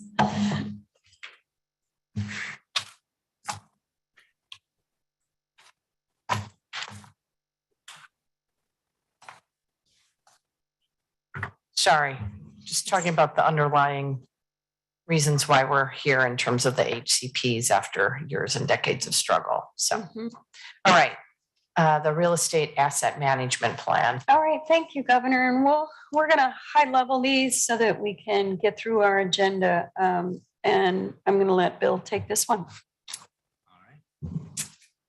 Morning. So now we're talking about the real estate asset management plan. There was a 10-year plan that was put into place in 2012. And so this is really, this is a report out by the department on the achievements of that plan and discussion of development of the next plan. My staff put together a really extensive report on this, which is in your packet. And I had prepared pretty extensive comments or, a report out on it. But in the interest of time savings, I'm going to give the super high level approach. And so where's my note there? There it is. All right. So the bottom line is that the state manages roughly 800,000 acres of lands that were given to the state at statehood to manage for schools, the Common School Fund trust lands. And the department manages those to generate revenue for the Common School Fund, but also for other values. We provide economic support to the local communities. For example, ranchers lease the vast majority of our roughly 650,000 acres of rangelands. Most of those, like 90 plus something of those, are under lease now, and they're leased to local ranchers and provide a good opportunity for them to be able to be flexible in their business operations in terms of expanding or contracting without having to purchase property. And so that's a really valuable service that are provided by those rangelands. Of course, our forest lands also provide jobs when they're harvested and also when they're managed and maintained. And also the Common School Fund lands receive extensive recreational use. They're open to the public, and as you're probably aware, a lot of the large private landowners are no longer allowing the public to use their land for hunting, fishing, recreation, or charging fees. And so Common School Fund lands are open to the public for recreational use. And so that's a really large value that we did. The real property program and properties were managed for profit over the 10 years of the plan. And but they did not meet the target of trying to match the Common School Fund, larger fund, meaning the securities portion as well of the Common School Fund's return over time. And that's not a surprise, given that the real estate portfolio that we have is primarily relatively low income type lands, rangelands and forest lands to some extent. And of course, with the Elliott State Forest no longer being harvested profitably, that's been a significant dig into the revenues generated by the program. The Elliott used to be the primary revenue generator from our real property program. Through the operation of the real estate asset management plan over the last 10 years, we did learn a lot. And I think I'm going to try to move through to that slide. Actually, I want to do the achievements first too. So we did do some achievements. The overall strategy of the REAMP is to basically identify and dispose of low performing lands and to identify and acquire high performing lands or increase the performance of existing lands. And so during the 10 years of the plan, we did sell low performing lands via development of area management plans, 3 different area management plans. We did acquire some high potential parcels through in lieu land selections from the BLM or other ICR acquisitions purchases. We also did engage in conversions of rangelands to pivot irrigation, which increases the productivity of those lands and therefore the rent that we can charge for the use of those lands. We also increased the value in general of the managed lands and ended up with an overall return on asset value. But as I mentioned, that return was relatively low. It was actually quite low because of the nature of the land base. Yes. So this is, all this information is in the report, but I'm just going to kind of move forward. So we did learn some things on this, and that is that first of all, that the performance measures that were originally envisioned for the REAMP, 2 of them in particular, the net operating income and the annual the return on asset value, were not really appropriate for the type of lands that we have. Our lands are lands that we've acquired at statehood, and we just manage them to generate revenue over time. They're not really the kind of lands that the kind of a business model where you purchase property, invest in it, and then sell it for increased revenue. We do that with ICR properties and have been successful on those. But it's that type of performance metric is not really good for example rangelands or the forest lands that we're holding on to. And so where are those? Here we go. And so other lessons learned include that the sale of low performing lands often actually doesn't result in revenue generation. It's actually quite expensive to prepare rural property for sale and then to market it. And so we've done sort of group sales and have generated some revenue from those sales, but often on an individual basis, the price of preparing it for sale is offset by the revenue generated by that.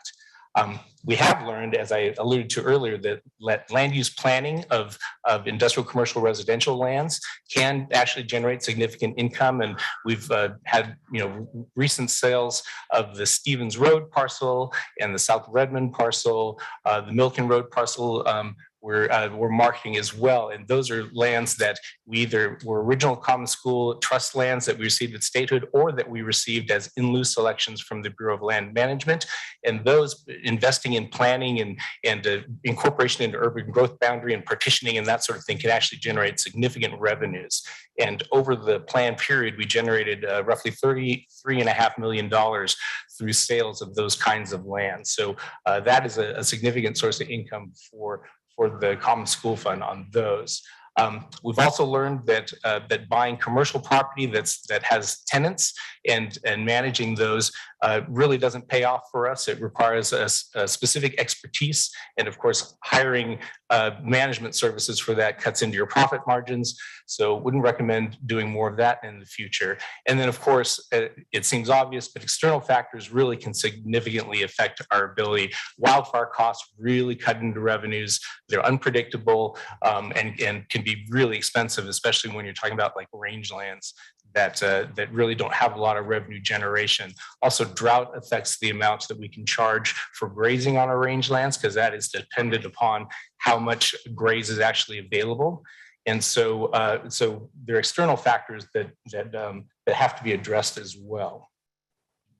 So now that we're at the end of this 10-year plan, the department has a plan to develop a new plan. And so this here is a rough schedule for that development. It's roughly a 1-year timeline. And the reason that it's that long is because we really want to do extensive stakeholder engagement. There's more interest now, I think, than there was in the past in the use of these public lands and the availability of these public lands and the kinds of things that can be done with them. And so we want to have extensive outreach with multiple stakeholders and tribes about how we can use these lands. They can be used to provide, for instance, affordable housing. They can be used to improve conservation values. For example, we have an agreement, the candidate conservation agreement with assurances for the sage grouse, where we manage 500,000 acres of our rangelands in a way that if the sage grouse gets listed as endangered under the Federal Endangered Species Act, that we can maintain the management strategies that we're doing now, so that wouldn't put a halt to our ability to lease those lands. And so, and a lot of the activities that are done to maintain sage grouse, to improve sage grouse habitat, like juniper removals and noxious weed control, is actually good for the rangeland in general. It's good for the environment. It's good for the carrying capacity for grazing of those lands as well. So trying to find those synergies where we can manage the lands in a way that's environmentally friendly, but also in a way that maintains the sustainable revenue generation potential of those lands is a big focus. And so for this slide really just kind of talks a little bit about some of the types of things we can talk about as part of our outreach efforts as we're developing the new plan. And so, as I mentioned, there's different things that can be done to manage the properties to generate not just revenue, but also societal benefits outside of that. And so wanting to have a broader conversation about what that looks like and what is achievable on these common school trust lands is going to be the focus of our new real estate asset management plan, which we'll have completed in about a year from now. I wanted to add that one of the things that I've been wanting us to do here since my arrival is to look more at renewable energy opportunities on our state lands. And so we actually are going to have the Oregon Department of Energy here as our last featured guest to talk about a grant they got from the U.S. Department of Energy. And I think you're going to find that really exciting, and we're going to find it valuable in determining what locations in Oregon are suitable for renewable energy. So that's the short version of our REAMP plan. If you want more detail, you can see it in your packet. If you have questions, we're free to take them now. We can always answer questions later if things come up. I'm not seeing any questions, and so we'll move on to our next item. All right. Our next item is just talking about the marbled murrelet plan, and I actually don't even need to go into that. It's in your packet. As we mentioned at a previous meeting, the Fish and Wildlife Commission is reclassified the marbled murrelet and is asking based on the reclassification, we as a state agency have to develop a plan for marbled murrelet. And we do have marbled murrelet nesting habitats likely in the Elliott State Forest, of course, which we are doing our own HCP, the South Slough National Estuarine Research Reserve, and then the DSL certified forest lands that you heard about with ODF. So just letting you know, we're going to be doing those plans, but once our HCP is in place at the Elliott, then that supersedes anything else that we do. So moving on to strategic plan update. I'm so excited about this because Allie has just fresh back from vacation and she's enlightened to take on all. Like you let your staff take vacation? I was kind of. She actually worked on vacation as well, like we all do, unfortunately. But she's bright and cheery and is going to take you through this in a breezy fashion because it's important for you to know what the department wants to do going forward. So Ally is pulling it up right now, and our strategic plan matches the policy option packages and the budget issues that we brought forward. So Ally? All right. Thank you, Director Walker, Governor Brown, Treasurer Reed, Secretary Fagan. For the record, my name is Ally Ryan Hansen. I'm the department's communications manager. My pronouns are she, her. I will be delighted. Does everybody have Ryan in their name who works at the department? Okay. The vast majority, Governor. Big family. I am excited to take you through this presentation in a breezy and peppy fashion, as Director Walker so nicely set up. It truly is wonderful to be back before you discussing the department's 2022-2026 strategic plan, particularly because today's update will show you and Oregonians what Team DSL is and will be working on in the next 2 years to make progress on strategic goals and performance measures, our strategic action plan. Yes, it worked. Okay. So the strategic plan is by design broad strokes. It sets 4 big goals that we're working toward and outlines the path that should take us toward those goals. And we'll know whether we're getting there or not because each goal has definable, measurable objectives that we're going to report on. But the plan does not specify how we're going to get from where we are to where we want to be. The strategic action plan does, capturing the actual work we're going to be doing in 2022 and 23 to make progress. It's both the big initiatives as those focus projects, as well as the full range of work that advances outcomes within each goal. And a quick reminder of what those goals are. You are going to be seeing this slide a lot. I think this is the second appearance today because we're working hard to just keep making the connections between our work and these goals.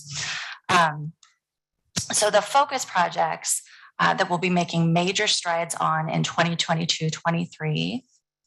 Sorry. I have too many things happening over here. It's a modern permitting and information system. This is replacing a 90s system, which when I think 90s in my head, I still think, oh, that wasn't too long ago. It was a really long time ago. Like the internet in the 90s, like think about the internet in the 90s. So we are going to replace that system with a database and easy to use portable. Oregonians will be able to apply for permits, access information and data, make payments and do more online. We're also ensuring that there's reliable and easily accessible data available for use in decision-making and reporting performance to the public. This is an exceptional service project, but it also touches on, every other strategic goal. It's going to greatly enhance how we manage our lands, how we manage our funds, and just make day-to-day work so much easier for staff who will be able to get the system wherever they are and also get information out of the system in a way that isn't awful in the day-to-day. So that is exciting for all those things. The real estate asset management plan, Bill just talked about this. So I'll just mention that's guiding our overall approach to the management of school lands, including both the day-to-day work and the long-term decision-making. The Elliott State Research Forest Project, I believe you're familiar with this one, which of course satisfies the Elliott's financial obligation to the Common School Fund and also transforms the forest into a publicly owned world-class research forest for Oregon. That'll be overseen by that independent Elliott State Research Forest Authority and managed by OSU. The last one I'll mention is the South Slough Wasson Creek Watershed Restoration Project. This project is incredibly cool. It's going to restore more than 500 acres of forests and wetlands to improve forest health and stream habitat, reestablish native plants, protect cultural resources, and really demonstrate the importance and value of restoration work. It's a collaboration between local, state, and tribal experts.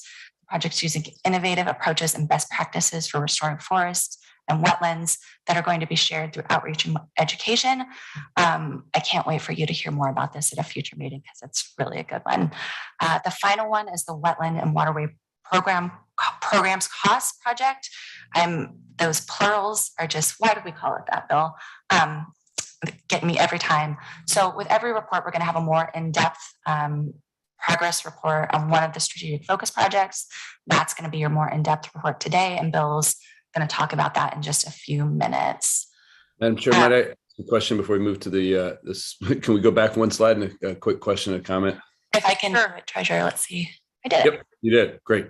So I noticed the question is that with the Elliott, there's a specific date. All the others are by 2024, by 2025. It would be great to know. It doesn't have to be today. Some more specificity. You know, a year is a long time, so I'm not sure whether that's the beginning or the end. And the comment on the Wetland and Waterway, I'm hoping that we could delete the word heavy. I don't think there should be any subsidy from the Common School Fund for these programs. And again, I have to express my sadness, disappointment that we're talking about 2026 now. That we should be getting to the place where the Common School Fund is not subsidizing something that it shouldn't be. Again, years out, far too long for my taste. Thank you, Madam Chair. Comments noted for the record. Thank you, Treasurer Reed. Okay. This slide, this is the other piece of the strategic action plan. It's outcomes advanced. Each goal has specific outcomes. These are the general paths that lead to us achieving those goals. The actual projects all roll up to these outcomes. So it pained me to put this much text on a slide, but I think it's really important for you to see the full extent of the strategic work that's happening over the next 2 years. We are actively working on all of these things in 2022-23. And 6 months in, we're already starting to see some check marks next to these things that indicates that they're done, which is really rewarding, and thanks to our amazing staff. So finally, here's how we plan to keep reporting on progress. Twice a year, we'll provide a progress report with one focus project featured and with a brief rundown of what we've achieved toward outcomes. Then in February, we're going to have an annual report where we review performance metrics for each of those goals. I also want to mention so many of the items on your just regular agendas are going to be connected to the strategic plan, and we're going to keep drawing those lines between the work we're doing and how it advances the strategic plan outside of those strategic updates. So with that, I'm going to turn it over to Bill, Deputy Director Ryan, to update you on the Wetland and Waterway Programs Cost Focus Project.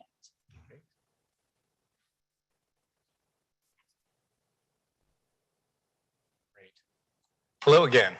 For the record, Bill Ryan, Deputy Director of Operations at Department of State Lands.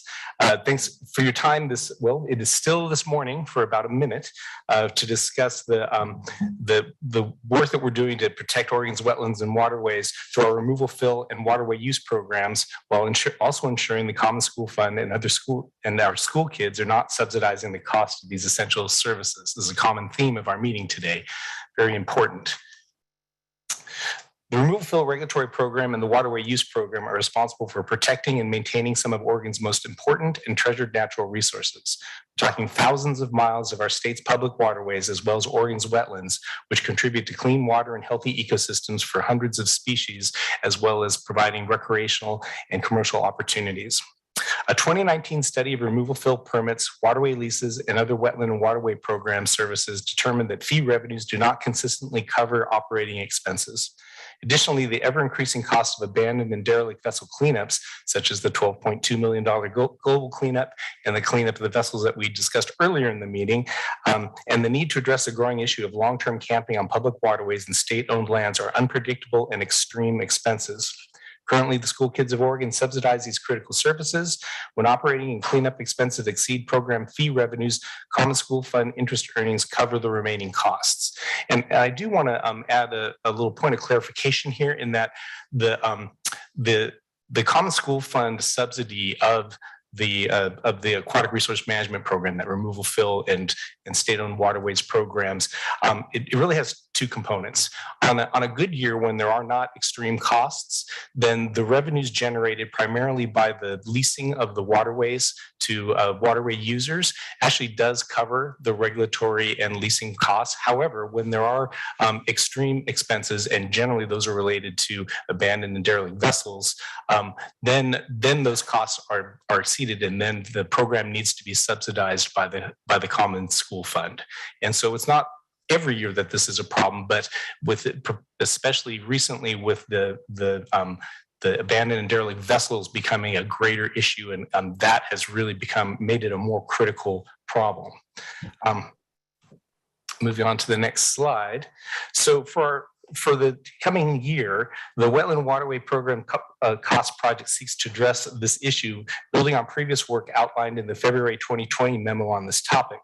The project includes 8 distinct strategic initiatives related to making fee structure changes, addressing the costly and ongoing issue of abandoned and derelict vessels and long-term waterway camping, and ensuring insurance and bonding requirements and contract terms and conditions adequately protect the Common School Fund and natural resources.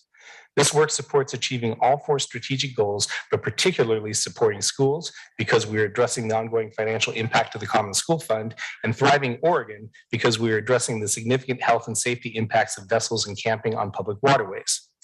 Major tasks we intend to complete in the next 2 years include rulemaking to update waterway use rate structures. And actually, Treasurer Reed, that rulemaking we're going to be initiating this year, this late summer period to do that rulemaking. Updating waterway lease insurance requirements based on level of risk. Expanding options for shorter lease terms and financial assurances to reduce risk. And establishing a program to address abandoned and derelict vessels that aligns and works collaboratively with other agencies and organizations with a role in addressing this problem. And the direction that we got from the land board earlier today to establish that POP certainly helps us advance that goal. Finally, as we mentioned in February, we'll be taking a legislative concept forward in 23 to begin making progress on some of these specific goals. Namely, the 2023 legislation proposes first that moving removal fill fees into rules so that a new fee structure that reflects rising costs as well as the varying workload of permitting different projects can be established, and also creating a clear and modern protocol around the department's handling of personal property acquired during cleanup of abandoned and derelict vessels and camps. I want to note the need for extensive public and stakeholder outreach throughout this work. All Oregonians benefit from the department's stewardship of natural resources and the Common School Fund, and the people who apply for removal, fill, and waterway permits directly benefit from being able to complete their projects and use waterways. We recognize there will be significant interest in these efforts and will be ensuring meaningful and inclusive engagement opportunities. I do want to add that, of course, there is always strong pushback whenever a state agency wants to raise fees. And so it's not something that's done willy-nilly and not easy to do. The overall completion date for the strategic plan focus project is 2026. The final outcomes we are striving for are all fee structures have been updated via rulemaking, risk has been reduced through lease term, insurance, and financial assurance changes, and a program to address abandoned and derelict vessels and long-term camping has been established and funded. As a final thought, we're proud of the work we do to keep waterways clean and safe for navigation, recreation, fishing, and commerce, and to keep wetlands and waterways contributing not only to healthy ecosystems, but also to clean water and flood protection. But we recognize that it has never the intention for this work to be subsidized.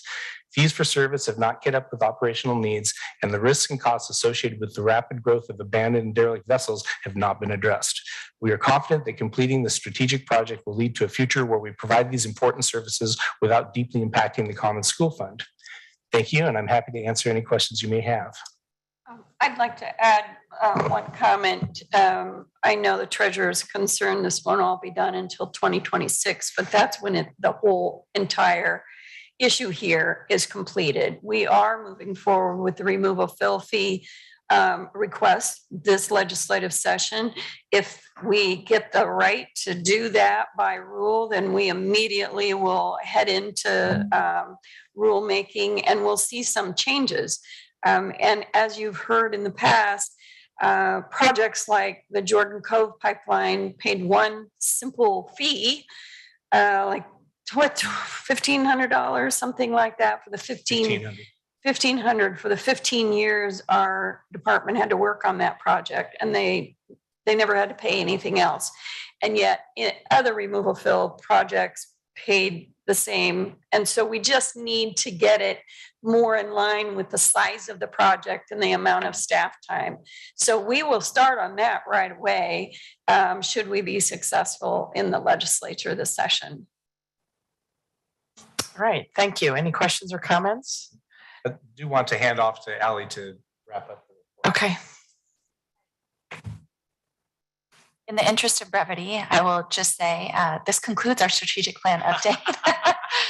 Governor, members of the Land Board, we will see you again for a progress report in October. Thank you so much. Appreciate your time and energy, and welcome back from vacation. All right, Director Walker, I think we're on to agenda item number 10. If Land Board members need to leave, that's fine. I have a little bit of flexibility, so I'll be happy to stay. Okay, great. Thank you. The Oregon Department of Energy is going to participate in this presentation to talk about the Orisa project and give us an update. Ruchi, I believe you are here. Yeah. You are, and I think that we're going to have Director Benner on Zoom, perhaps, and Casey Radcliffe. So I'll leave it all to you to give this wonderful report. We were fortunate enough as natural resource directors to get a presentation just last week, and it was pretty exciting. So I'm glad that she is able to show that to you today and see how all the natural resource agencies can benefit from what happened here. So I'll step away. Thank you. Thank you, Director Walker. Thank you for the opportunity to present today. For the record, my name is Ruchi Sudhir. I'm Associate Director for Strategic Engagement at Oregon Department of Energy. I also have the pleasure of being the in-person representative for our rather large interagency team, which is quite a joy. So I won't get to all of that, but we do have, we would like to start with just a brief opening from our director, Janine Benner. Janine, are you on the line? I sure am. Can you hear me? Yes, go ahead. Great. Well, good afternoon, Governor Brown, Secretary Fagan, Treasurer Reed.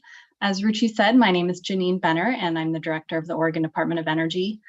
Thank you so much for the opportunity to share an update on the Oregon Renewable Energy Siting Assessment Project. And I'm so sorry I can't be there in person this morning, but I'm really pleased that Ruchi is in the room. And I know our time is limited, so I just want to take a moment to introduce the conversation, and especially to thank Governor Brown for her efforts on clean energy in Oregon. Due to the strong leadership by the governor and the legislature, the future of renewable energy development in the state is bright, and the scale of what we'll need to meet the state's ambitious climate goals is significant. So today, the ODO team is going to share with you some information about a multi-year project to understand the opportunities and constraints around future renewable energy development. We're not going to be able to answer the question of where all the new renewable development is going to go, but we've assessed the landscape and built a tool to help. And you'll hear about the online mapping and reporting tool as well as the companion report. And I just want to be clear up front that this tool is completely voluntary to use. It does not substitute for information submitted to regulatory agencies at counties or the state for permitting decisions. And with that, I will turn it back over to Ruchi. Thanks, Janine. So like Janine said, Oregon Department of Energy, and perhaps all of you get this question all the time. Well, can you just tell us where the renewable energy is going to go? We hear a lot's coming, and it's really impossible to answer that question. And we get it a lot from a lot of different people, including the military. So this project was funded by the U.S. Department of Defense through a federal grant that was approved by the legislature in 2019. So it's been a couple of years that we've been all working together. The project closes this month at the end of June, and we do have some maintenance funding available to keep it alive. Our interagency team includes Casey Radcliffe, who's our project manager, and she's going to click through some screenshots later. From the military, we have Oregon Military Department Todd Farmer on the line in case there's questions for OMD. We also have Kimberly Peacher from the U.S. Department of Navy on the line in case there's questions for her. And finally, Oregon State University Institute for Natural Resources is on the line in case there's some really technical mapping questions that I can't answer. DLCD has also been a huge partner in this effort and in this project, and I'm sure they wish they could have been here today, but they send their regards. We also worked with state, local, federal, and tribal governments, along with getting input from industry, subject matter experts, technical advisors, and held a bunch of cross-sector stakeholder meetings that were really interesting. Also, a huge thanks to the governor's office staff, as well as DSL staff for being part of our project and their contributions. Next slide, please, Casey. So related to our project goals, I won't go through all of these, but just a few key points. The project deliverables are considered to be what we call discussion support, not decision support. They're really intended to be educational tools. And our goal with partnering with the Department of Defense and our local military liaisons was to support renewable energy compatibility through coordination and early notification. It actually became a really important major theme throughout the project. The military was really interested in that coordination and early notification about projects, but we heard this from all sorts of different people throughout our project, including cultural resources staff at tribes, local governments that are sometimes differently situated in terms of resources to work on these projects, and just general theme of wanting more coordination across government, industry, and communities on the potential for renewable energy development. And so our project was heavily driven by the stakeholder feedback we got through the process. Like Janine said, no one has to use this tool. It's completely voluntary. So we structured it to be responsive to what use cases might be out there for people who are interested in renewable energy projects and policy. And our real goal there was to create a trusted source of information and accurate data so that people can look at the same map and have a conversation. Next slide, please. This is our rather long process that we had 5 steps. We had 3 assessments up front that were led by expert consultants focused on renewable energy markets and industry, as well as military needs and interests. We also had a contractor that worked with DLCD specifically on natural resource, environment, and development constraints and opportunities. We did an internal siting review process, which the data itself can't answer all questions. It involves process and decision-making as well. So that review is part of our reporting, and all of that together helped us figure out what should be in this tool, as well as a bunch of focus groups that were really helpful.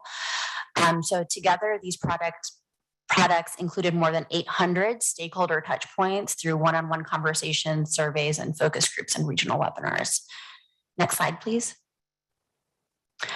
A key deliverable for the grant that we got from DoD is a report. It's complementary to the online tool.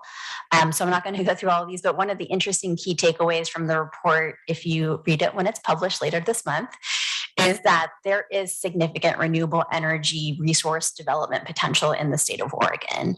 But the developers and the folks who work on it from the energy side consider there to be significant barriers that don't allow projects to sort of pencil out. And those are related to transmission access, the transmission to sort of get to the places where the sun is shining and the wind is blowing and the resource exists, as well as concerns around the cost and timelines associated with permitting and siting.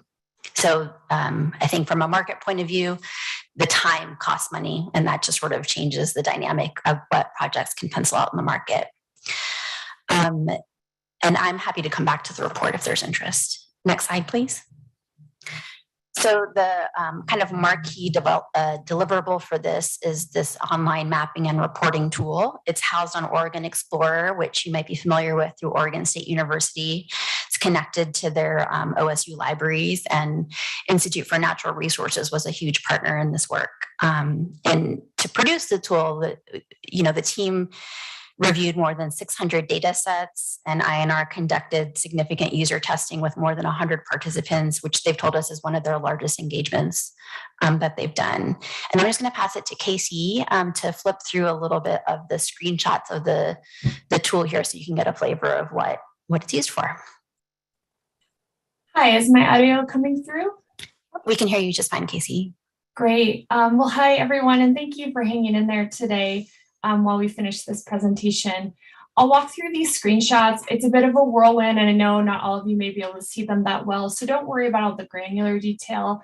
They're just meant for illustration, and really the best experience that you'll have is going online and trying our tool out, so I really encourage you all to do that. Our tool has 3 pillars. On the left, you'll see the Explore data. That lets you review your spatial information in an index of data layers.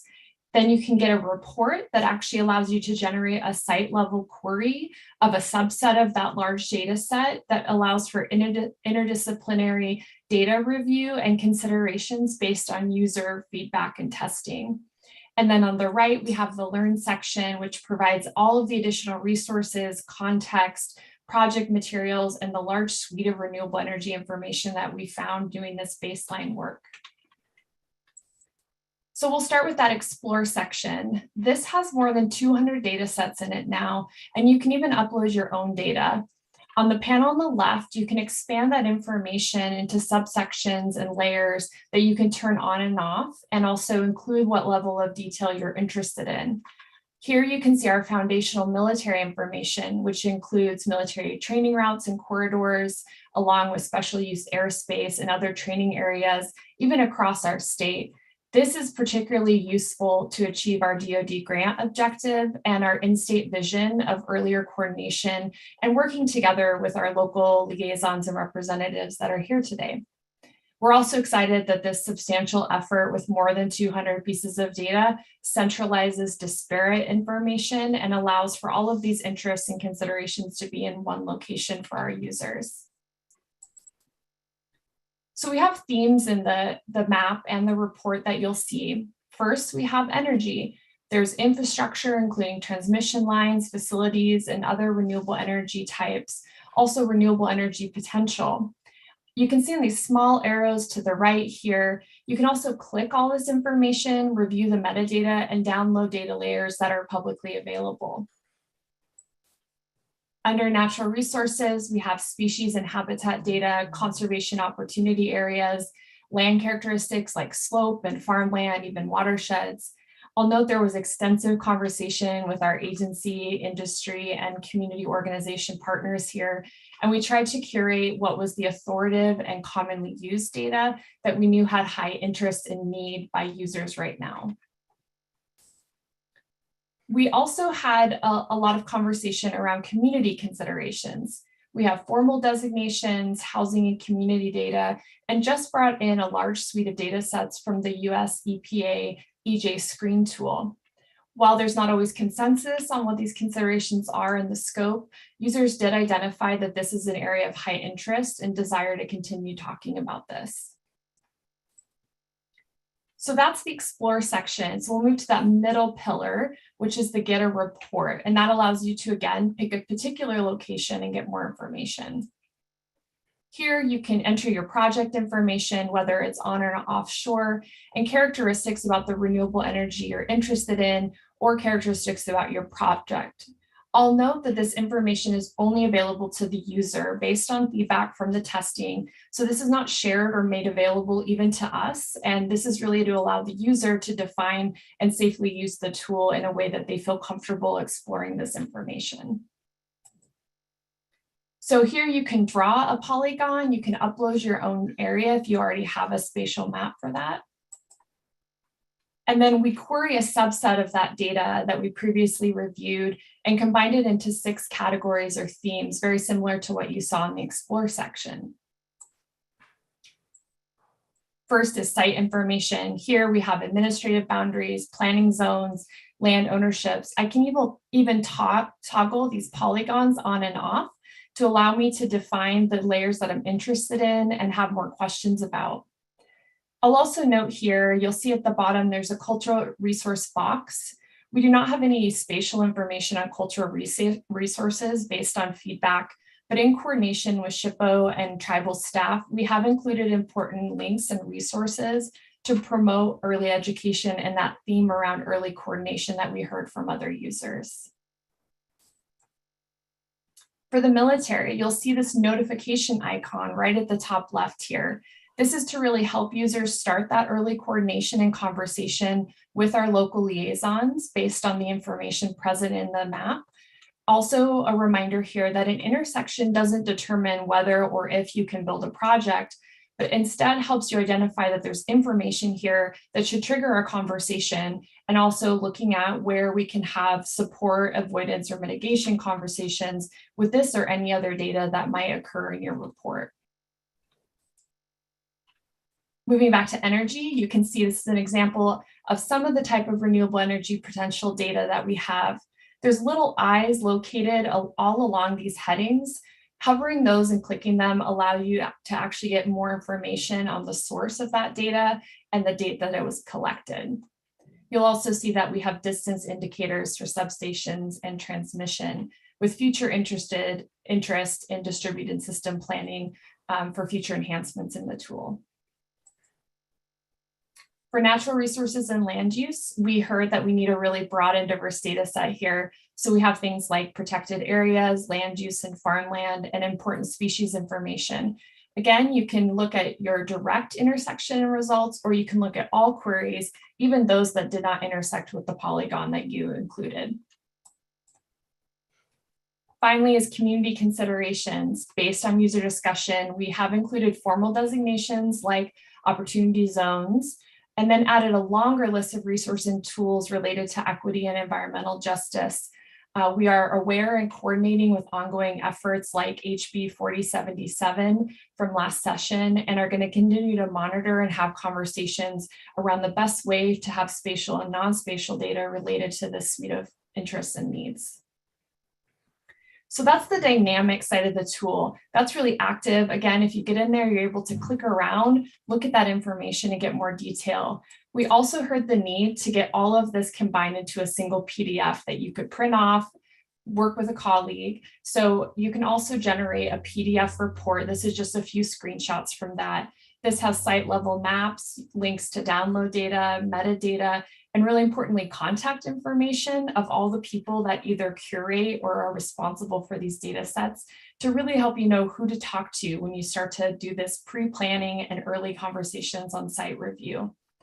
So I think across the sectors and the project participants that have been pretty extensive over the years with this project, we've confirmed that this level of reporting and mapping can support a data-driven and productive discussion around renewable energy that is needed for the future.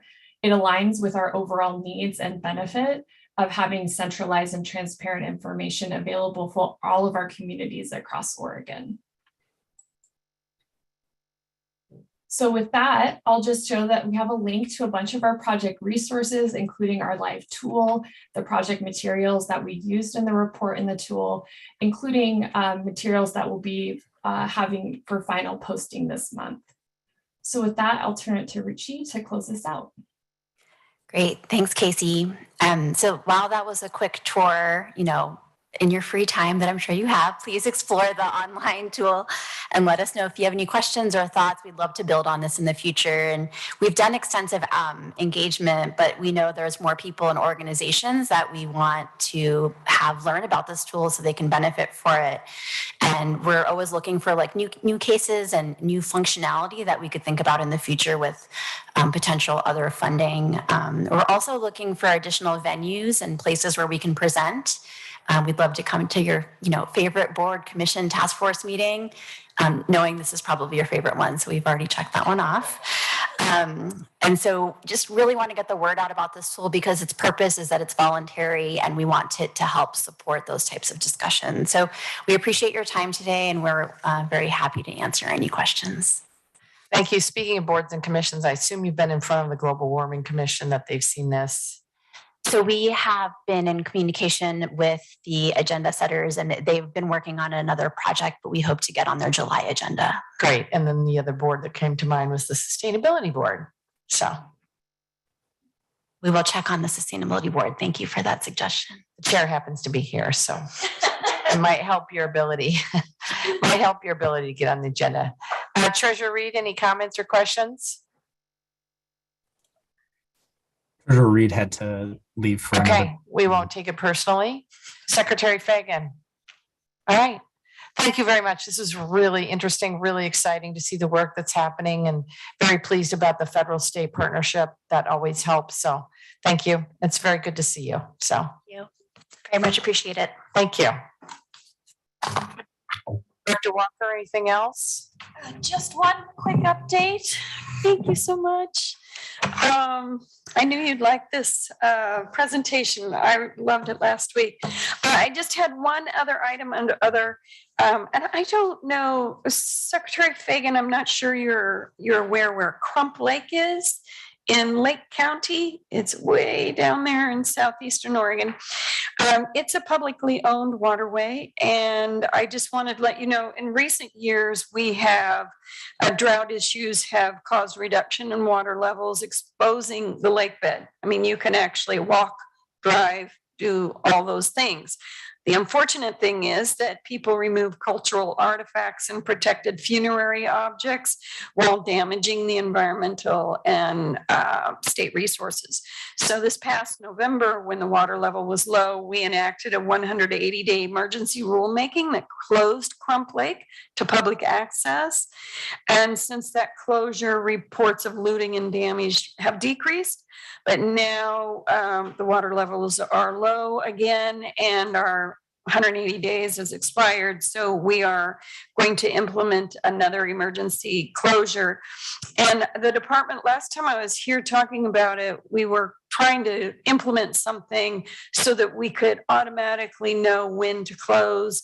And so the department is in the process of testing out the use of satellite imagery to monitor the water levels at Crump Lake. And if that's successful, this approach will help us inform permanent rulemaking in which a closure is triggered once water levels drop past a certain point. So we don't have to do this on again, off again rulemaking.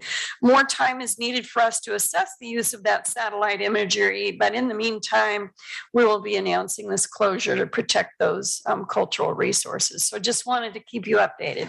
Other than that, Governor, members of the land board, we've had a long meeting. It went quite a bit longer than I expected today, but I really appreciated the robust conversation that we had today on several topics. So thank you. And I look forward to seeing you all in August for a little bit of relaxation and learning more about the Oregon South Slough. Great. Thank you very much, Director Walker and team. Great job. And we look forward to seeing everyone in Coos Bay.